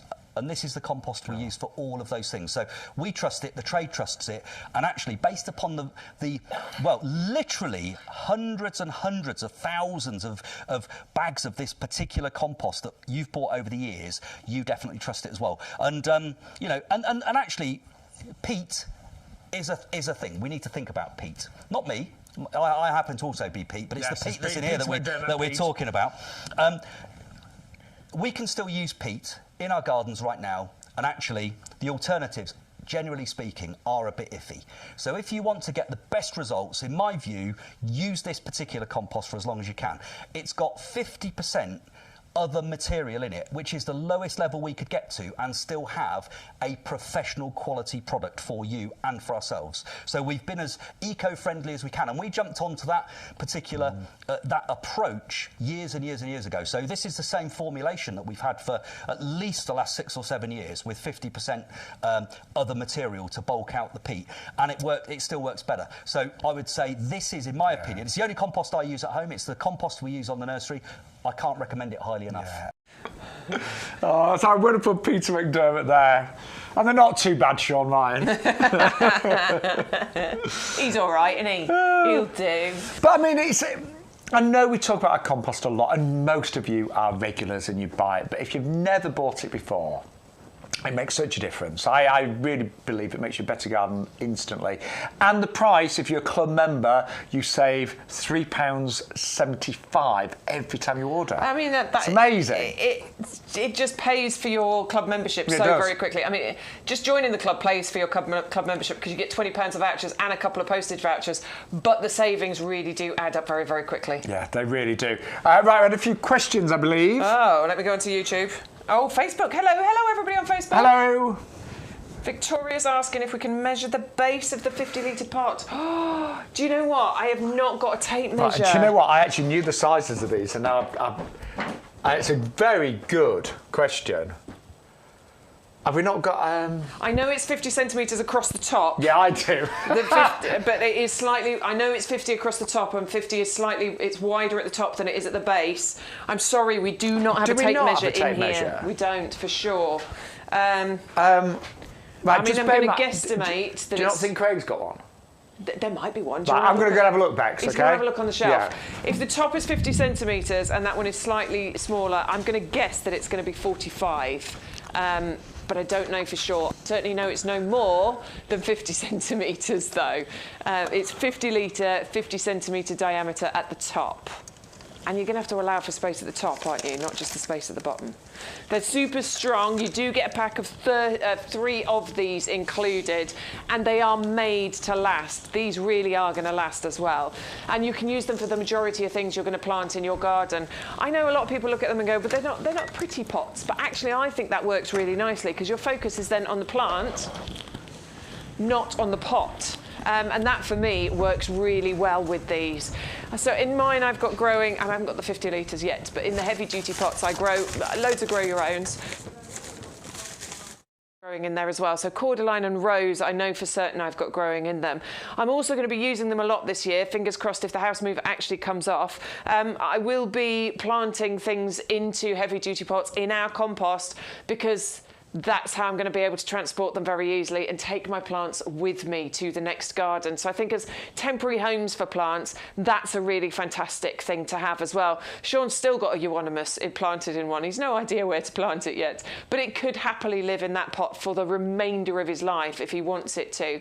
And the fact that this one is, sorry, not his life, well, his life as well, but the plant's life. I was going to say something else then, I've completely forgotten what it was. No, it's all right, don't worry. Yeah, no, the fact that these are slightly larger also means that the plants aren't going to dry out as often. You know, I mean, they're bigger pots, which means they're not going to dry out as much as plants in a smaller pot will do. Sean is still frantically trying to find us a tape measure. Do you know what? We haven't got one, but I tell you what, I promise that I will measure it, and maybe for the next show, we'll be back on Thursday. And we can, I'm sure it'll be back on the show on Thursday, so we can make sure that we measure them. It's a really and give you those measurements good then. question. Sorry, we should know the answer to that. Yeah, so we know that's 50, but... Certainly no larger than 50, because we know the top is a 50 centimetre. Yeah, sorry, I mean, the annoying thing is, there was a ruler here a few weeks ago, so I'm like... But anyway, we'll do that. I mean... This has got inches on it. I could try and... That's 10 centimetres to there. No, I won't mess about while we're live doing it, but we'll try and find the answer for you. Apparently it's 39 centimetres tall. 50 wide. And 50 wide at the top. But the thing is, if you're looking for the footprint of it, you're going to have to allow for the space at the top anyway, including handles. So you're going to need to leave that space at the top. It's not just the base, is it? So hopefully that helps you. But do you know what we've learned? We're going to have a special ruler in the potting shed. We are indeed. We will get us a special ruler. But they are absolutely brilliant pots. I know a lot of you will have bought the 30 litres in the past. These are the 50 litres. Brand new. Right. Can't wait to order mine. I really can't. I mean, I'm lucky I've got a big garden, but the amount of times with 30 litres, I mean, sometimes I've got 5 of them full of stuff. Yeah. You know, when I say like garden rubbish and stuff, so they are going to be so handy. Yeah. Right, we have got something rather wonderful for you right now called a Calisthen, or we know it as the bottlebush plant, and covered in buds. I do love a Calisthen. Yeah. In actual fact, I do want to go into pictures in a minute as well, because Amanda sent one. She's actually got the standard version of this, but I do think Calisthen is one of those sort of standout plants, isn't it? It's definitely one of the feature plants in the garden. Some things, you know, they play well with others and they just sort of mix into your borders. This one's a standout one for your borders or for a central feature there. I think the picture that we're showing you is the ideal location for it. A sun-drenched, sun-baked gravel garden. Doesn't have to be, but that works so nicely because it gets all that radiated heat, and that's what this plant loves. It's an Australian native, but you can actually grow it very well here in the UK. They're half hardy, aren't they? So about, you know, they can go down to -5 once they've been established. I wouldn't suggest for prolonged periods. If you're getting prolonged periods of frost, you will need to give it a bit of winter protection, but it can cope with some minus figures. And what I love, I mean, the flowers are actually all stamens. So hundreds, thousands of stamens that the pollinators will absolutely adore. And what is interesting as well, the leaves on a Calisthen have got a lovely citrusy smell. They have. So if you ever just take off a leaf and smell it. It's almost eucalyptusy as well, isn't it? Yes. It's got a lovely... It's like a cross between eucalyptus, citrus. Yeah. Beautiful. Right, I have got a few little tips for you. Good, good. Because I have killed the Calisthen. and I know what I did. I mean, Bex is right. You want a sun-drenched spot. You want to protect them from cold winds. So we say hard, it's about -4, -5. But the worst thing you can do is hard prune them back. And what I did in autumn, many years ago, I chopped one right back and then there was a cold snap and it killed it. So little and often with the pruning. So what I do is as each flower goes over, just take the flower off and then you get new growth, side shoots, you might even get more flowers, but never prune them hard back to the wood. That really, you know, in my own opinion, that is very bad for Calisthen. But with a little bit of care, they are very easy to grow in the UK. Yeah, they really are. And I mean, in milder areas of the country, fine. Borders, stuff like that, you're going to be absolutely fine. If you do live in colder areas, it just means a little bit of extra care. So you can container grow it so you can move it easily. Or if you want it in the ground, you can do that. And then it's just a case of, you know, a good layer of mulch and maybe a bit of horticultural fleece in winter. That's it. But they are hardy to say -4, -5. So it's not like, you know, a little bit of frost is going to harm them. But just if you get a really, you know, cold, severe winter. But keep them away from cold winds. Oh, and don't let them get waterlogged. So don't let them sit in, you know, boggy soil, pots that don't have great drainage. I think it's well worth it, giving it that extra bit of, protection and care that's needed to get something that is so visually striking. Yes, and this is so striking. Plus, pollinators really adore this plant. Yeah, love it. Look at all the stamen that come out. You can see, can't you? They are going to flock to this plant because you've got all those massive stamens coming off there. And a little bit of a quirky fact that I think we learned from Adam, but when they have bushfires in Australia, this is actually one of the first plants to grow back because actually that intense heat releases the seed pods. So it's one of the first to come back after a bushfire. Little fact for you. Right. Begonias. We've got some nice ones here. Yes, our begonia Saharas. I mean, right. Look at the size. Just look. Yes. Look at those.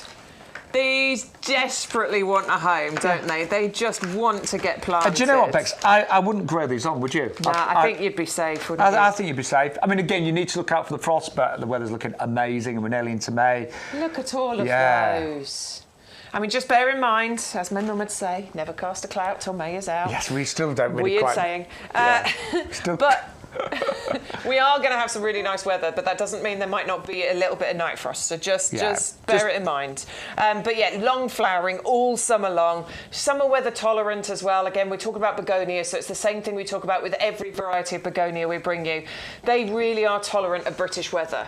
So whether we get a hot, dry one or whether we get a wet, windy one, begonias just don't care. And with this one, and I talk about, some you're just growing for the flowers, and it's the flowers that steal the show. This one, it's very much the combination of the flower versus the foliage. You get those lovely dark burgundy leaves, you get those wonderful green leaves, and then it gets dotted with the pink, the white, the red flowers that all have that lovely little yellow centre to them as well. And if you ever noticed commercial plant displays in the UK, roundabouts, things like that, the Begonia Sahara is often used in commercial displays for the exact reasons that Bex has just stated. The fact that it is so resilient, the fact that it will tolerate really high temperatures, but also will do well if we have a wet and cold summer, which obviously we won't. No, but I'm predicting a nice hot one this year. It's about time. But do you know what? In honesty, most of our summers tend to be mixed. You get some months where you get the hot weather, some where it's quite rainy and wet.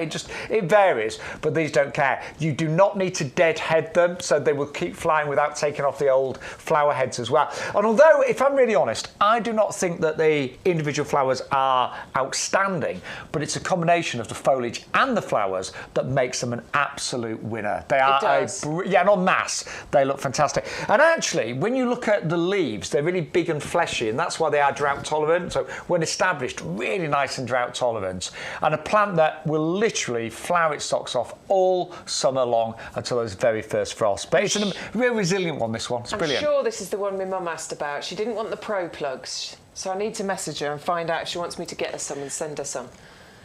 Because my mum likes some easy... I mean, she likes getting out there, but she likes some easy gardening as well. I think we all do. And that's exactly what this is going to give you. You can plant them, they're vigorous, they're easy, and they will just keep doing their thing all summer long. There's areas of the pub garden that I use in, because I do not have time every day to spend hours in the pub garden and still have a life. So I do tend to put some areas... say you spend lots of time in the pub garden, but not gardening. OK. No, I haven't. Honestly, I've been busy no, you're right. I do like. I'd like to spend a few hours in the pub garden and just have a nice drink. Just having a nice drink in the pub garden. Not deadheading flowers. The value today as well. Club members, $17.84 for 24 plants, and sometimes we'd say grow them on, but these are grown on. I'd put them straight in my containers and say just keep an eye on the frost. But yeah, I think they're brilliant. They really are, and just one of the easiest. I mean, these to me are flowers with no fuss. Yeah, definitely. That's it, yeah. Definitely. Just give them a feed, use our blooming fast, but they will flower and flower all summer long, and they'll survive really hot temperatures, shade, sun, you name it. Right, time for some firepower next. Oh, Gregory's asking for a definition on winter protection for the Calisthen, and we'll come back to your questions in a minute, Gregory, so stick with us. We'll definitely talk about that. It's a good question. We'll be a bit more specific. Nandina firepower, one of our, all-time favourites. If we were to make a top 20 list of plants in your garden, Geranium rosanne's on there, Erigeron's on there. Verbena bonariensis I put on there. Verbena bonariensis for sure. The lovely Ceanothus. But yeah, of course, this has to appear on there as well. It is a fantastic foliage plant here. The foliage on Nandina just continuously changes its colour constantly. Talking of changing, we better change the details of this one as well. So there's the Begonia Sahara still, 401316, but we will give you details of this one. Right, Bex, continue. Yes, it continues to change its colour constantly throughout the season. And actually, when it matures, this gives you flowers and berries as well. Flowers in sort of spring and summer, and then berries going into autumn. I'm in year 3 with my Nandina. I haven't had those yet, but you know, I'm patient. I can wait for those. And actually, to be honest, if I never get the flowers and the berries, I don't care, because the foliage interest on this plant is what is making it outstanding. And you know, I've got these in various parts of my garden. Again, all soil types pretty much. Sun, shade, everything in between. Always interest. It never has an off day. You know, some of your plants will have glorious moments, and then sometimes you look at them in the winter and go, God, that looks really sad. This doesn't. That's you know? true, it's actually. true, yeah. This one looks good. It was so I did my little table display like I do in winter time, because you don't spend much time out in the garden, but I look out my kitchen window and I'm looking at a bare table, so I put stuff on the table. This was front and centre. This was the thing that I would put right in the middle of the table, because it just looks so good all year round. And we have lots of different types of Nandina, but the fire parrot is one of the most popular, and it's one of the most compact, so about 50 by 50 centimetres, so really compact. Virtually needs no pruning either. I mean, I've never pruned mine. No, I haven't. Not once. It's never needed it. No. And it doesn't drop its leaves. I mean, it's what we class as evergreen. So you might get a couple drop off as new ones come through, but it's never completely bare. And yes, Matt's right, it is not always green. We'll call it ever colourful. Ever colourful. Yes. And those pictures that Matt's showing you, the bright reds, the burgundies, the umbers, the ochres, the oranges, the yellows, you get all of those colours on this plant. It's beautiful. And I always say this, but there's a little terraced house in a town where I live near a town called Stamford, and there's this little terraced house. It's got a tiny bit of outside space. It's got a row of these, and I'll be honest, right, there's loads of weeds there at the moment as well, because it's obviously not been looked after. But these look great. You know, they really do. So there's a whole row of them on the roadside, basically. So it's great if you're living in towns and polluted areas. It's a true survivor. I would imagine it's really good in coastal areas as well. Yeah, I think it would be. I think it's, it doesn't need a sheltered position. I imagine because it is so tolerant of things that it would cope with the sort of salt and sea spray that might get on it as well. So, yeah, it's a brilliant one. And actually, in their native countries, I mean, Nandina's can be classed as quite invasive because they're such survivors, but not at all in the UK. Now, if you heard that little noise there, do not panic. It's just one of our alarms. Somebody's locking up somewhere. Yes. It happens most weeks, doesn't it? It does indeed, yeah. People come in on Sunday to do some work, so they must have come in, done their job, and they're leaving. Yes, so do not panic. Leaving us to it. But what I would say with the Nandina as well, if you are growing it in a pot, in the winter time you could do some amazing winter displays. You could have your hellebores around it. Spring you could have your daffodils, your tulips. Summertime you could have things like your begonias. They'd look great with that, wouldn't they? Yeah. The Saharas all the way around. So it makes a really good focal and centre point to a pot and container as well. What I want to do is a border of hydrangea, and then in front put the Nandina. I think that'd look great. Because then you've got your interest in summer from the flowers and the foliage on the hydrangea, but then in winter, when that's looking more bare, you've still got your colour from your Nandina. I never did my, I was going to do the whole borders in hydrangeas. The lavender came back. Oh, did it? Yeah, really. So I was going to change all my lavender into hydrangeas, because the lavender, I thought it looked terrible in the winter. I mean, it really stood, but it looks great again. It looks really good. I couldn't dig it up. Yeah, fair enough. It can survive in a few more years. Right. Now, I know my mum is not watching today. She's going to have to watch later. Okay. Because I didn't set YouTube up for her. Didn't start it up. Okay, fair enough. But I know my mum wants some more delphiniums this year. Oh. And we have got delphiniums for you. This one is Magic Fountain. I did not see the price. It's only $9.99. It's $8.49 if you're in the club. And check out the size of that pot. Yeah. It's in the 2 litre pot. Look at the growth that you're getting on this as well. So this should be indicative of what you would be receiving. I was going to. There wouldn't be budge yet. I don't know. There might be. There might be. I think because it's been hot. I mean, normally you'd be talking a bit later on, but I think that could be a budge. That's a bud right there, and that's a bud right there. I mean, it's well grown on. So these, they're small, Matt, but right by my fingernail there. And there's another one just behind it as well. Now, to me, delphiniums That is, are isn't it? quintessential English garden, don't you think? Cottage garden, backs of borders, the most beautiful flowers. And what I did notice about this one doesn't generally need staking, does it? No, this one's a little bit shorter. This is the Magic Fountain range. So actually this one is a little bit shorter than other delphiniums, which can get a little bit too tall, let's face it, for certain gardens. But yes, staying a little bit shorter, maybe reaching about 60 centimetres in height, whereas a lot of delphiniums can get way taller than that. So that means, I mean, my mum, she's had delphiniums that have gone like to about over a metre, maybe even £1.50 m, but they always end up needing staking. The flowers get too heavy. Yeah. And that can look messy. Yeah. So I like the fact that these are more compact, a little bit shorter, maybe great for the middle of a border. I always cut my delphiniums back after they've flowered. Yes, helps because it can. It can send up extra flower shoots. The next flower shoots never get quite as tall as the first ones, but you still get more flowers, which is brilliant. Yeah. And they are perennials. They're fully winter hardy. They come back every single year. Just consider your strulch, please, because I mean, at this size, I'd like to think actually slugs and snails aren't going to bother them. It's when it first starts coming through. It's the fresh new growth that they like to munch on. So if you do want it to come back next year, good layer of mulch. Make sure the slugs and snails don't have a feast on it. Should we quickly come back to that question about the Calisthen? Yeah, of course. Is that okay? Sorry. So just before we forget. It was Gregory. Hello, Gregory. Morning. Define the winter protection, which is really good. And I suppose every plant needs slightly different winter protection. Now, these Calisthen can cope with -5 once they get established. So if you're planting it out and you want it in a border, there's a couple of things you can do, isn't there? First one would be the mulching. So mulch around the plant. So strulch is really good, but a good mulch just at the base. And what that does, it's like a blanket. Yeah, so it's like a duvet. It means that the soil underneath this is going to be that couple of degrees warmer, because the last thing this wants to do is to be sat in frozen ground, basically. Yeah. So mulch is a good one. If it's in a pot, winter protection might mean moving the pot. So it might mean moving it into a greenhouse. It might mean moving it into a potting shed. It will, of course, need light.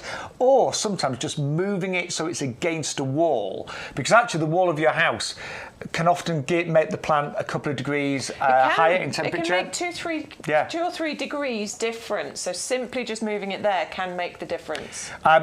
In the winter, we often get strong winds. It would not like strong, cold winds. Correct, so again, keep it away from strong, cold winds. And my advice, only from my own mistake, do not hard prune it back in the winter, because then cold can get into the stems that you just freshly cut, and that could kill it. So prune it little and often, but I would prune it more in the summer months. And if you're planting out and you want to look at, there's a specific fleece you can buy, and it's called horticultural fleece, and that's what you would use to sort of wrap around the plant. So mulch and fleece wrap, those are the two things that you would need to look at. And what the fleece does, again, it's like a blanket, it keeps it warmer, but it allows light in there as well. Yes. A lot of, there are some people that have tropical gardens in the UK. There's a Yorkshire gardener that I follow, and he just fleeces most of his garden in the winter time, puts fleece on all the plants. So hopefully that's answered your question. But if you need to know anything else, let us know. But it's a beautiful plant, and just with that extra little bit of care, they can actually live in the UK for many, many years. And I think it's fair to say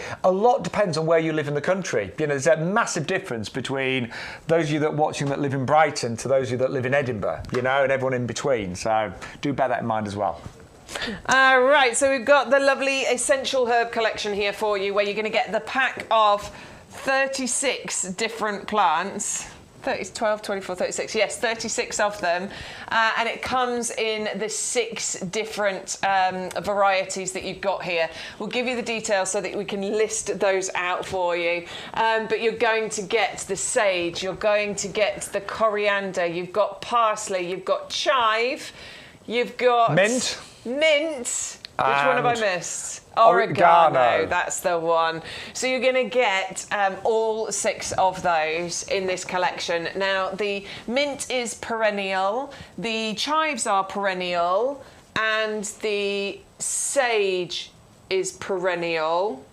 Oh, and the oregano is. So it's only the... coriander, that won't come back. And the parsley, actually, that won't come back for you. So yeah, you've got some really good ones in there that can go through from season to season.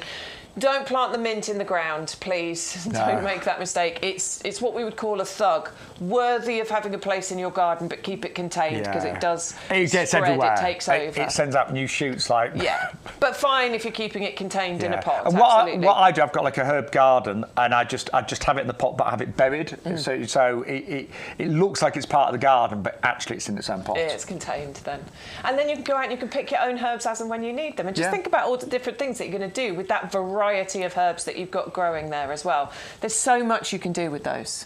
And it is lovely to pick fresh herbs. It really is. I know it's a lot of plants, but it means that you can constantly have plants that you're using and picking and some that are growing. Look at those chives though. I love the flowers on chives. They're so pretty.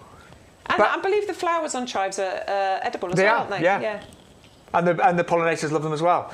But it's a lovely collection. And actually, if you think when you buy one herb plant in the supermarket, you can easily be talking £3. Yeah. Easily. And it lasts and 5 minutes. they always go to waste. You know it does. They do. You use the bit that you're using for that particular recipe, and then it sits in the fridge for a week, 10 days, and then you think, oh look, I've got some parsley in the fridge, and you go to the fridge and that's what's making your fridge stink because you've let it go off. And although we said the coriander would not survive outside in the winter, there's no reason why you can't bring it inside and have it on the kitchen windowsill. So that's all we're saying is you can have herbs pretty much all year round, but some of them you will need to bring inside in the winter months. Yeah. But it's a brilliant collection, that one. 750-070. Lovely to have you company, by the way. If you have just joined us, a very good morning, nearly afternoon, actually. With myself, Sean Ryan, Bex Edwards, got Matt doing all the technical things. Just quickly, because you might have just found us, there's an offer code on screen, YGTV 1725.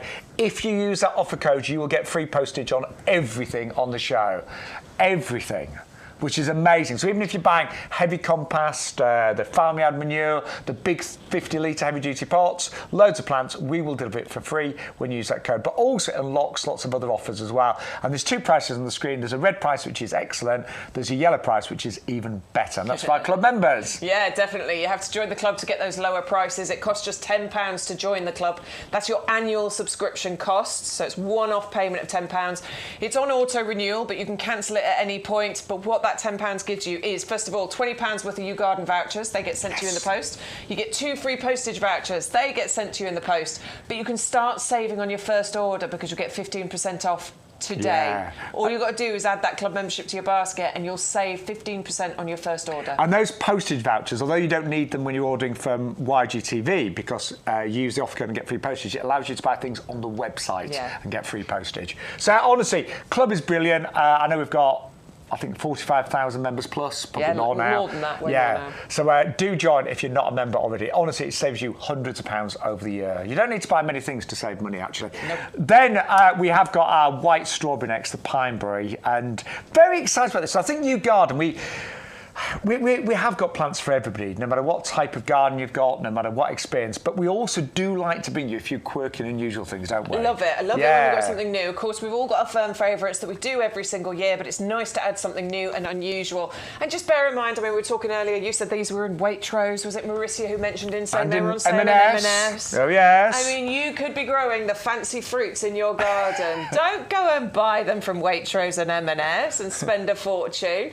Honestly, these are very, very easy. I've had mine going for about 2-3 years. Do you know what? And they grow really well every year. I'm intrigued to know how much they are now. You're going to search it up, see if you can find the price. I've lost my iPad. Where is it? You can search on my phone here. Go on, search on your phone, Bex. Yeah, well, look. Go on. So say buy fresh pineberries. Let's see how much they are. Buy fresh. I'm curious now. Pineberries. And we're not doing those supermarkets a disservice, by the way. They're great supermarkets, of course they are. But it's just intriguing to know what you'd pay for them. And actually, to be honest... Bringing up YouGarden. They're really hard to find. Pineberry, White Dream, Waitrose. Except the cookies. Oh no, they're selling the pots. Oh, okay. They're selling them in pots. Oh, so you can get 6 9-centimetre pots for $34.99. Right. Or you could buy them from us as runners, pot them up yourself, which takes minimum effort, and you'll then have 10 plants. And all you need to do with runners, Basically, these are the baby plants from last year. They've been stored in our cold store about -1, -2 all winter. So they've been dormant. And they're just waking back up. So give them a good soak when they arrive. I would say at least an hour or two. Just really soak the roots in a bowl of water. Plant them in our premium professional compost. I would say 1 strawberry runner per 25 centimetre pot. Yeah, I mean, if you were talking about our 30-litre heavy-duty pots, I overplanted. I put like 5 or 6 in there. And for me, that just felt a bit too much, which is why I've thinned them out a little bit. So 3 would be so about I've got right. 3 or 4, basically, but I think 3 is the perfect amount. But you can put them in hanging baskets, you can put them in your borders. They want full sun, they want well-drained soil. But strawberries are one of the easiest fruits to grow. And this is a strawberry, but it's a white strawberry. And I've not tasted them. You have. I have. And they taste like strawberry. They taste sweet, delicious. People say there's a hint of pineberry. My palate doesn't pick it up, but Adam said his did, and he has got a more sophisticated palate. Just think of them like a fancy strawberry, basically. Yes. You're going to treat them the same, you're going to eat them the same, and that's what I really like about them. A great one if you're already growing strawberries to grow them alongside. And I always think we eat with our eyes. So I'm imagining if you've got like I'll say it again, like a chocolate cheesecake, and you slice some red strawberries with the white, that would look amazing. You often see chefs using these to decorate their plates. So it's a very visually attractive fruit. But as Beck said, you know, tastes just like a strawberry, but it looks different. And did you mention about the birds? I did not, no. About the birds and the bees? No, I didn't think I needed to do that lesson. No, sorry, just the birds. We'll talk about just the birds. They tend not to eat these pineberries because they think it's an unripe strawberry, which makes sense, doesn't it? It does, absolutely. Yeah, because birds do like strawberries, as you know, so many reasons to get hold of those today. But we're interested. You saw what you pay for them in pots compared to runners. Absolutely. And you know, there's nothing wrong with buying established plants, but they're so easy to grow. You might as well grow the runners and save yourself an awful lot of money. Right, let's remind you of some of the things we've seen so far today on YGTV. So, love this. This is definitely going in my basket. And it's the Duo collection that has 3 different types of plants. So it's a triple collection. You get a pink, you get like a reddy colour, and you get the white as well.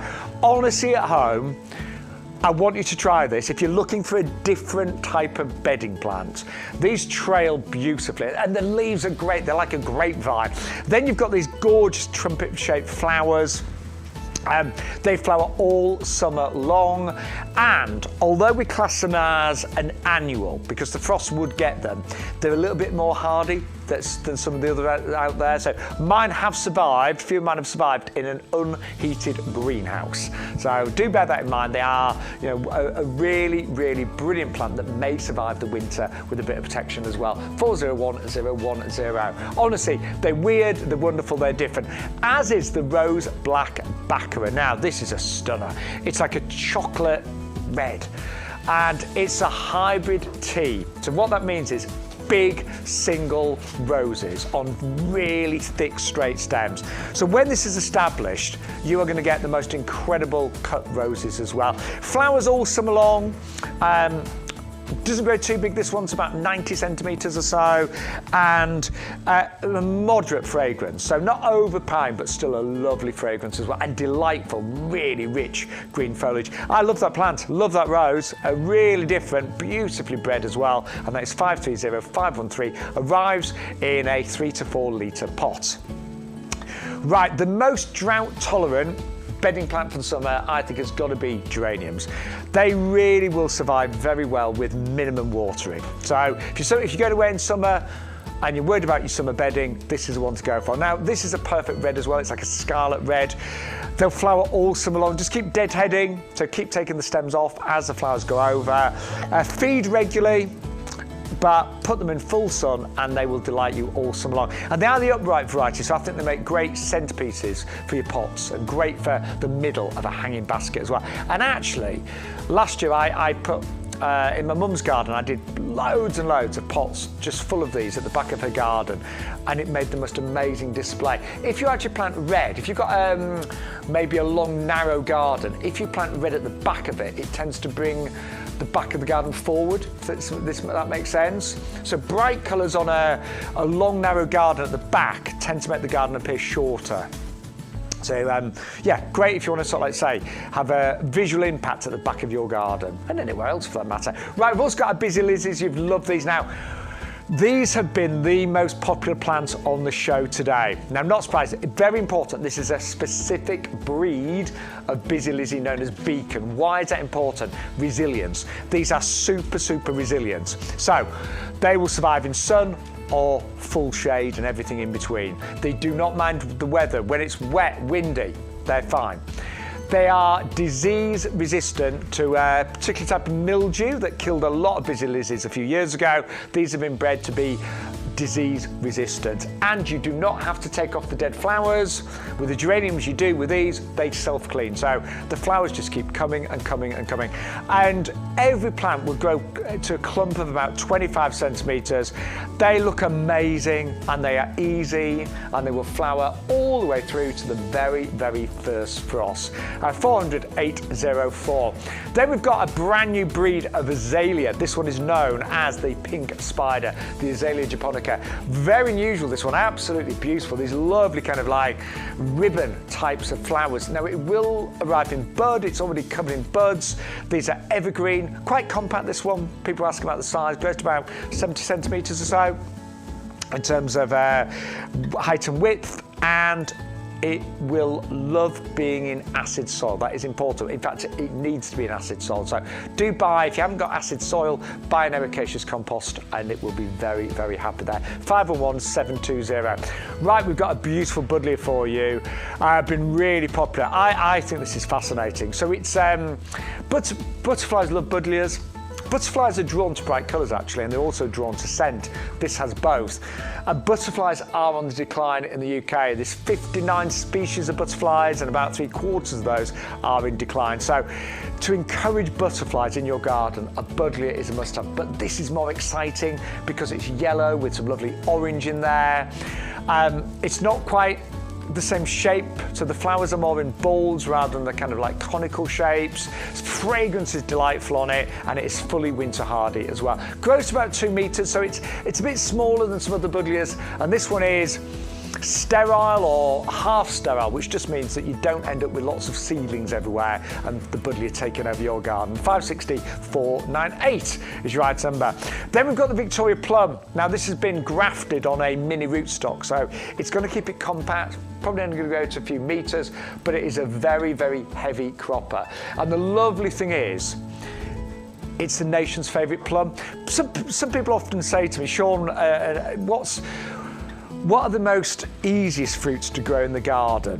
And I always think that if you actually plant the commercial breeds, then they tend to be a lot easier to grow. I'm not being funny, but the fact that this is grown on a mass scale commercially says that they are disease resistant, that they're low maintenance. So Victoria plum is known to be one of the easiest fruits to grow in the UK. $24.99, club price there $21.24, 300 025. Then we brought you a lovely lilac known as the Syringa vulgaris. This is Katherine. Stunning fragrance, arrives already well established actually in a 3-litre pot, and only $19.99. But that one to me is all about the colour and the fragrance. Fully winter hardy, again likes a nice sunny spot, well drained soil. Will grow 7 metres high over many, many years, but you can of course contain it as well. 511638. Right, loads you've been asking about the Calisthen, known as the bottlebush plant. So this is a plant that naturally grows in Australia but grows very well in the UK. So we say winter hardy to about -4, -5. So grow it in a pot, keep it protected a little bit in the winter. Flowers sort of now time, so end of April, May, June, July. If you take the dead flowers off, if you're deadhead, it will continue performing. And the pollinators absolutely love it. And I love the smell of the leaves on the Calisthen. They're kind of like a lovely citrusy eucalyptus. And if you look at the flowers of formation, they're all stamens. So you get hundreds, if not thousands of stamens. So you imagine what the bees and butterflies think of that plant as well. 510046. But it adds that kind of touch of the exotic in your garden, doesn't it? Yeah, it's just out of this world, really is. Love it, love that one. 510046. And then we have got an absolute trooper in the garden, Begonia Sahara. Now, these are extraordinary. These are summer bedding plants. that is used commercially a lot because of their resilience. So these are grown in areas that don't get watered a lot, like roundabouts, for example. Shopping centres, the outdoor areas where we sit and maybe eat. So they are very resilient. I think the clue's in the name, Sahara, and they will tolerate really high temperatures. You know, some summer bedding gets fried if we get to like 30 plus degrees. These will tolerate really high temperatures, but also sun and shade, and they're very rain resistant as well. Self-cleaning, so you don't have to deadhead them. I mean, honestly, the most amazing, I say, it's a plant with flowers and no fuss. A really, really easy one, that one. You get lovely foliage, you get burgundy, you get green, you get pink, you get red, and you get the white flowers as well. 401316. Love those. Then we've got the Firepower Nandina. This is a plant we said that looks good every day of the year. Never loses all of its leaves, so it's always got foliage on it, but that foliage changes colour. Mature plants have the white flowers in kind of like summertime, followed by the red berries. And this one will only grow to about 50 by 50 centimetres, so it's compact. And do you know what? It will survive in pretty much all soil types, sun, shade, and everything in between. A brilliant, brilliant plant. 510 823. And then I really like the delphinium range today because it's called Magic Fountain, and it's a bit more compact, this one. So it's not one of the tallest. We're talking about 60 centimetres, maybe a little bit taller. But the great thing is, the flowers don't get too heavy, so it shouldn't need staking. You can see it there. So great for sort of like, say, mid borders. Great on mass, so you might want to buy several of those. They are fully winter hardy. They die down in the winter, but they come back every single year, bigger and stronger, but some lovely colour mixes. But it's kind of a mid-sized delphinium, that one, which really appeals to me. Great for that country cottage garden look. 511 552 at £9.99. And then don't forget, our best-selling product at YouGarden is always our premium professional compost. You know, I've used it for about 20 years. Many of you have used it for the best part of 2 decades. It's been used here on the nursery, really since time began.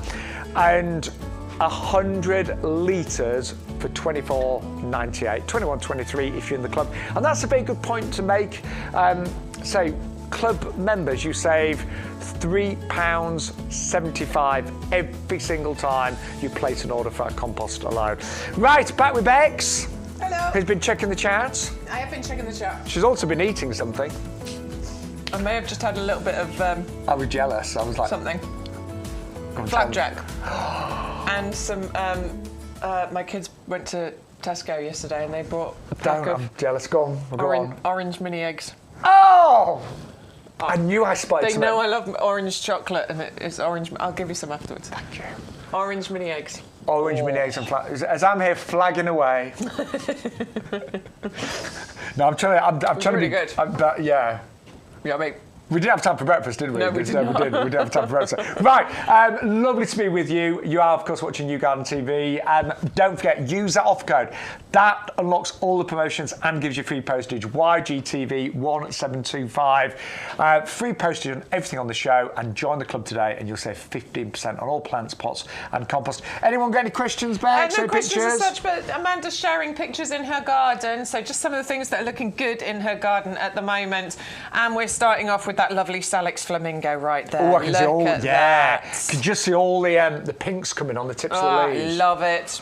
Oh no, we can scroll through these ones, Matt. It's a scrolly. So that's the Calisthen bottle brush that Amanda's just recently invested in by the looks of things. Yeah, and they are still available on the YouGarden website. Yeah, they are indeed. Look how many flowers she's going to have on there. I have to see all those buds. The stock looks amazing. It does look really good. We've both been out there. Wow, gorgeous lilac growing there as well. That's huge. Look at that. Around the base, what are the blue flowers? Oh, those are... I can't see clearly. Are they forget-me-nots? Forget-me-nots, thank you. They are forget-me-nots. I couldn't quite see. I forgot that they were forget-me-nots. Well, that's very ironic, Bex. Yeah, I've got forget-me-nots everywhere in my garden because they just self-seed. They just come up, and they're so cute, though, they aren't they? I like them. She's got a lovely azalea growing.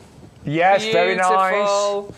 A hydrangea of some kind? I would say viburnum. Oh, no, you're right, viburnum. You can tell by the leaves, can't you? And then we've do you know got what, the though? To be California fair, Bex, lilac. a lot of the viburnums do look like hydrangeas They now, do, don't don't they? Yeah. They do. There's a few that really do look like hydrangeas. And then Amanda's got her lovely Caribbean lilies Yes. popping up there as well. Which are more ahead than mine. Yeah, sorry. Mine are still in bud. They're coming, don't worry. Yes. Oh, Julia on YouTube is asking, how can Yes. you grow the Buddleia in a pot? Yes!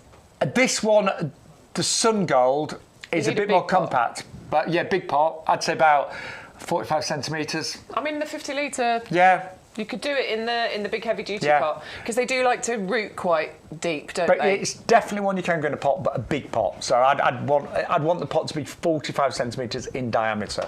Right, I John's keep it also- well watered, although they get more drought tolerant as they establish. But yeah, definitely in a pot, absolutely. John's also sent us some pictures of things growing in his garden. So, Again, a wow. Caribbean His lily. Caribbean lily's coming on really nicely there, isn't it? Really is. Oh, a blossom. I mean, some kind of fruit tree. Yeah. I It's tell quite you what, difficult to is that a peach? I'm sorry, no, a pear? it could be. Don't know. It could be pear, apple, or plum, couldn't it? It's looking Any lovely of those. though, isn't Do you know it? what I will say though? This year, I think because we've had a really good dry and hot spring, I think we're going to get really good crops on our fruit Do you trees. reckon? Yeah, I do. Because often they are, if it's a really wet spring, quite often the blossom can be harmed. So Yeah. That lovely Alstroemeria, the Indian summer. Look at Yeah. that. Are they in flower now? That can't be. That would be very early if they were. Let us know. Is that recent? I mean, you never know. Depends where you do live, and we've had such good. A lot of my things are really forward. Amanda sent another picture, actually. She's talking about the Nandina. She says, I got mine like this, and I think it looks so pretty. So With you the can see, look, aces. the Nandina, she's got Sarcococca, and she's got the two aces there as well. That looks like the Atropurpureum and the Orange Dream. It does. Check me out. Do you know what? I do think. I think there's a lot to be said for grouping foliage together. Yeah, definitely. It can like look that wonderful. as well. Yeah. You know, no flowers there, but it didn't look amazing with the foliage. Definitely. And the Sarcococcus, that was such a vivid green. It really worked, didn't it? So well done. Love that display. Very nice. Right. Let's talk busy lizzies then. We have only got about 15 minutes left, so let's have a little chat about the busy lizzies. These have been the most popular item that we brought you today. No surprise there, really, to be perfectly honest with you. It's the perfect time to be getting these, isn't it? And It then is. getting these growing, depending on where you are, you might be able to plant them out, but just be aware they are frost tender. But this is going to give flowers all summer.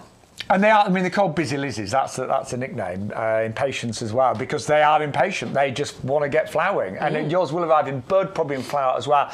And one of the great things about busy lizzies is, you know, when we think of summer bedding, there's only a few bedding plants that will tolerate shade. And we say fuchsias, begonias, and busy lizzies. Yeah. These will do great in shade as well as sun. And they are brilliant. I think they're great at filling in those gaps. They're great ground cover. They're easy. They don't need deadheading. They just flower all summer long until the very first frost.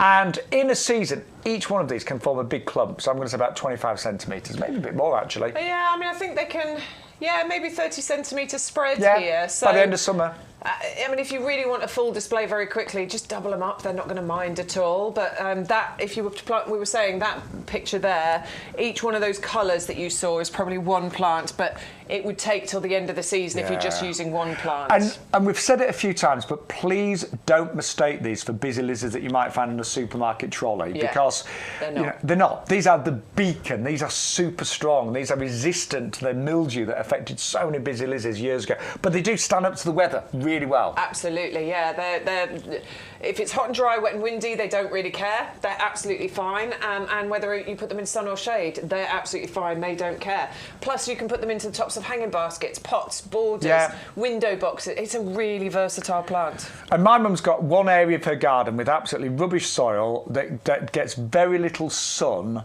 and they do great there. And a lot of plants struggle. It's a border against a stone wall, and it's a really kind of like the soil's poor, really poor, and so it only gets a few hours sunlight. Busy lizards do great there. Yeah. They look amazing. We've tried other things and not really done well, but busy lizards, they are true warriors, particularly this breed. Look at the plants that you're going to be receiving. Like, there are flowers and there are buds on these plants. So, I mean, I think I can pretty much guarantee that what you receive will be very similar to what we are looking at here, because they are all growing like this. Right, just a quick reminder, when your bedding plants arrive, first thing you need to do is give them good water.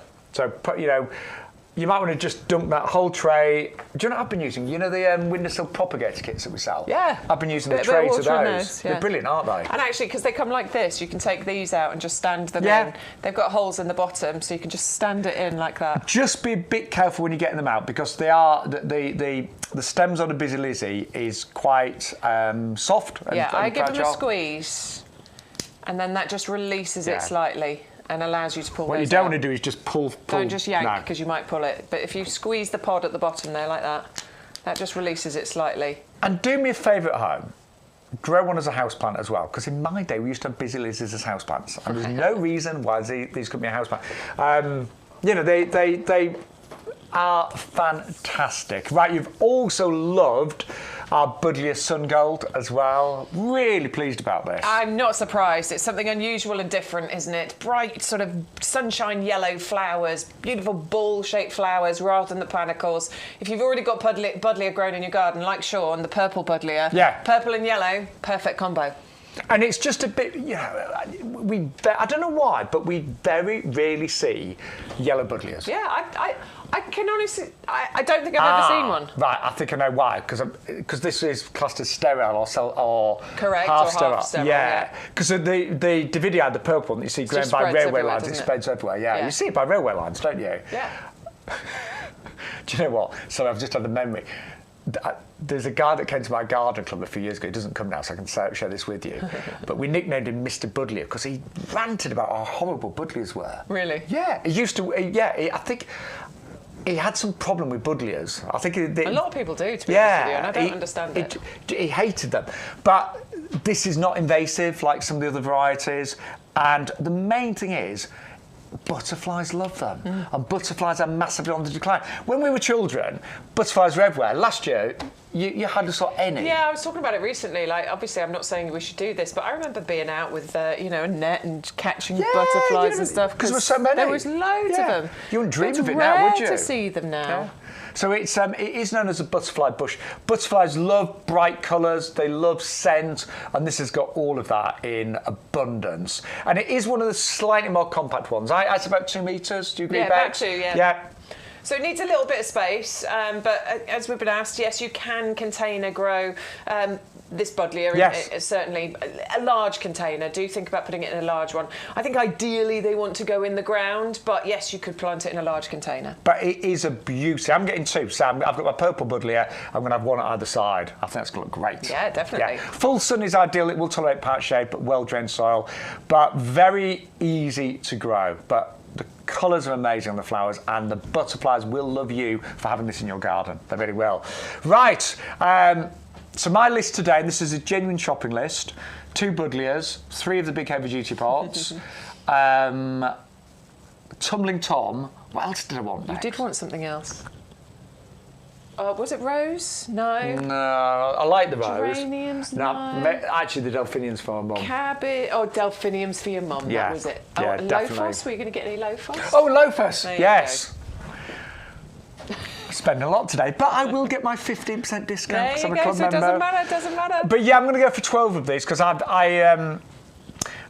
been a bit. Well, I haven't sown any tomato seeds. Have you, Bex, yet? No, I'm not. You're not doing it this year. I mean, are I could do these ones, but no, I'm not doing tomatoes this year. I'm going to save it for next year. Because you're moving, aren't you? Hopefully. So, yeah. Hopefully. But the reason why we're going to recommend these, when you grow a lot of the upright tomatoes, then you're supposed to take out the side shoots, but also they need a lot of staking, don't they? Yes, they do. And they take up a lot of room. Yep. And actually, sometimes the big fleshy tomatoes are not as tasty as the smaller sweet ones. Yeah, and I love them. And we did check the brick scale of sweetness on these. Oh, did you? Day, Go on, what is it? I'm sure Stu said it was just over 7 on these, which That's is high. actually still really high on the brick sweetness. Because I think the Sun Gold, which is why I used to grow those, because they're super sweet, they were 9 plus. 9 or 10, yeah. But this one is still... That's still high. I'm sure he said it was just over 7, Yeah. so it's still a really good sweetness level on these ones. But the lovely thing is, this trails, so it needs no staking, and it looks great in pots. I mean, you've got to remember, this is actually an attractive plant. Yeah, when you've got all the little flowers and then all the tomatoes just cascading over, and you'll get hundreds in this collection. You will. So many. Definitely feed. Do get yourself the blooming. I mean, blooming fast works perfectly because it's going to work on the green growth, the flowers, the fruits, the shoots, and everything there. So do feed on a regular basis. That definitely helps with the tomato production. Yeah. But I love the idea that you can have these in hanging baskets as well. You know, you can think outside the box a bit with these, and super easy to grow. I mean, the main thing, as Beck said, feed and keep them well watered. You know, tomatoes are mostly water, so you don't want to let them dry out. Yes. And lots of sun. Loads of sun. Loads and loads of sunshine. That is the key. Keep them watered, keep them in the sun, and then you will be picking all of those gorgeous fruits later on. Just having a garden buffet like Sean does. Yeah, I used to get, I mean, last year, what I do in the morning, I've got a routine. I know you're the same, Bex. Yeah. First thing I do is make a cup of coffee and go out in the garden if I can. And I used to just go in my greenhouse and just pick those, and they were beautiful. Not the variety, I had a different one last year, but I wonder if that was the one I grew, because I did grow. I wonder if it was. I can't remember. I did grow a trailing one last year. John said the Alstroemeria is flowering. It has all winter. That's unusual. John, where do you live? I mean, sorry, I don't want I think you he told me Cornwall. Cornwall. Going to say if you live. Yeah. Wow, John. John in Cornwall. Look at you. I think I'm going to move to Cornwall. Yeah. It's amazing what a difference it makes depending on where you live in the country, though, doesn't it? Yeah, you know?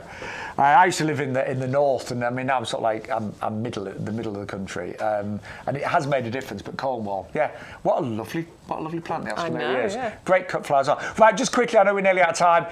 While you are all ordering your plants, get yourself some compost as well. It's our best-selling product. It's our premium special compost, and do you know what? It's been our #1 bestseller today. Busy Lizzies, you've gone into second place. Yeah, just dropped into second. Sorry, Busy. And I hope, if you're not a club member, I hope you join now and save $3.75 on your first order of compost. Yeah. And you'll save that every single time that you order. Yeah, if you just think how many times you're going to order compost throughout the year and work out how much you're going to save there. How many bags we buy. You're soon joining the club, aren't you? Yeah, you really and it are. is the best compost. We call it premium professional compost, and we don't just give it that name just to go, oh, it's fancy. But it is made from premium ingredients, and it is a professional compost. Well, it's it never the one used to be available anywhere else. In fact, we grow our products from the nursery in it. It's commercial. Yeah. So it's packed with all these amazing ingredients. It's got dark and light peat in there. It's also got a renewable source of peat called sphagnum moss peat. Now, we reduced that down years ago before, major environmental concerns there. So we still put some in, but minimal amounts. Still getting those amazing results. And we've replaced it with the composted wood fibres in there. Which gives it this incredible texture. And that is important. A lot of compost, you buy them and they may be too light, or they're too heavy, or they've got big chunks of uncomposted wood in there. Ours has got this amazing even texture, and that means any roots on a plant, even the tiny little roots from a seed, they can get right in there and get everything they need, like oxygen, water, and all of those nutrients as well. There's a slow release fertiliser. When you find the little green balls that are within the compost, those are the slow release fertiliser that are going to release that fertiliser into the compost, feeding your plants for a good 4 to 6 months. It's just your insurance policy. Keep feeding your plants, but there is some in there. And I think it gets your plants off to a fantastic start as well. And did you mention the wetting agent? I did not. So the wetting agent, just quickly, in the summertime, a lot of pots and baskets dry out. Sometimes they dry out very quickly. The great thing is, when you actually water this compost, it reabsorbs the water really quickly, so the water sticks to the compost. A lot of cheaper compost, you water your hanging basket and all the water goes out the side. Yeah. Which is a waste of water, and it makes everything a bit of a mess. This is brilliant at reabsorbing the water. And we don't use coir, and coir is used in a lot of the peat-free compost, and it's a really good ingredient. Great texturally, but coir is naturally very low nutrients. And I found last year, and I did try and grow a few tomatoes in a peat-free compost, and I just found out they dried out all the time. And I remember you saying, and they didn't taste very nice. They were quite really fibrous. And horrible. Yeah. I didn't even bring them in. I was too embarrassed. Right. Look at these big pots, Bex. Yes, we have. Look at these at home. Check out the size of them. And they are brand new today. Loads of you have bought our 30-litre heavy-duty pots. They're one of our best-selling products, one of our highest rated.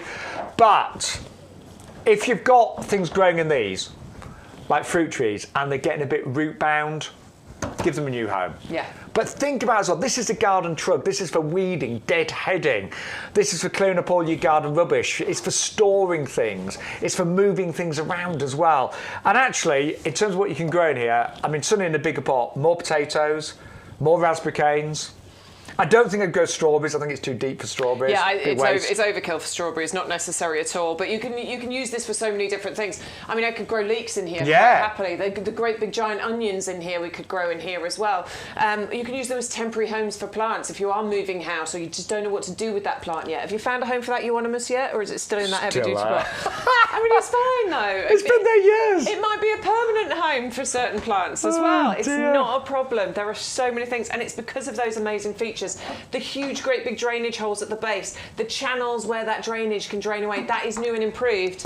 That's what we used to have, which was brilliant, but those holes would have got blocked. And you're not going to have that problem on this one. And I know sometimes you'll be growing things in your pot, sometimes you won't, but the 30 litres will stack inside the 50 as well. So they are brilliant. They're on my order today. I've got a big list.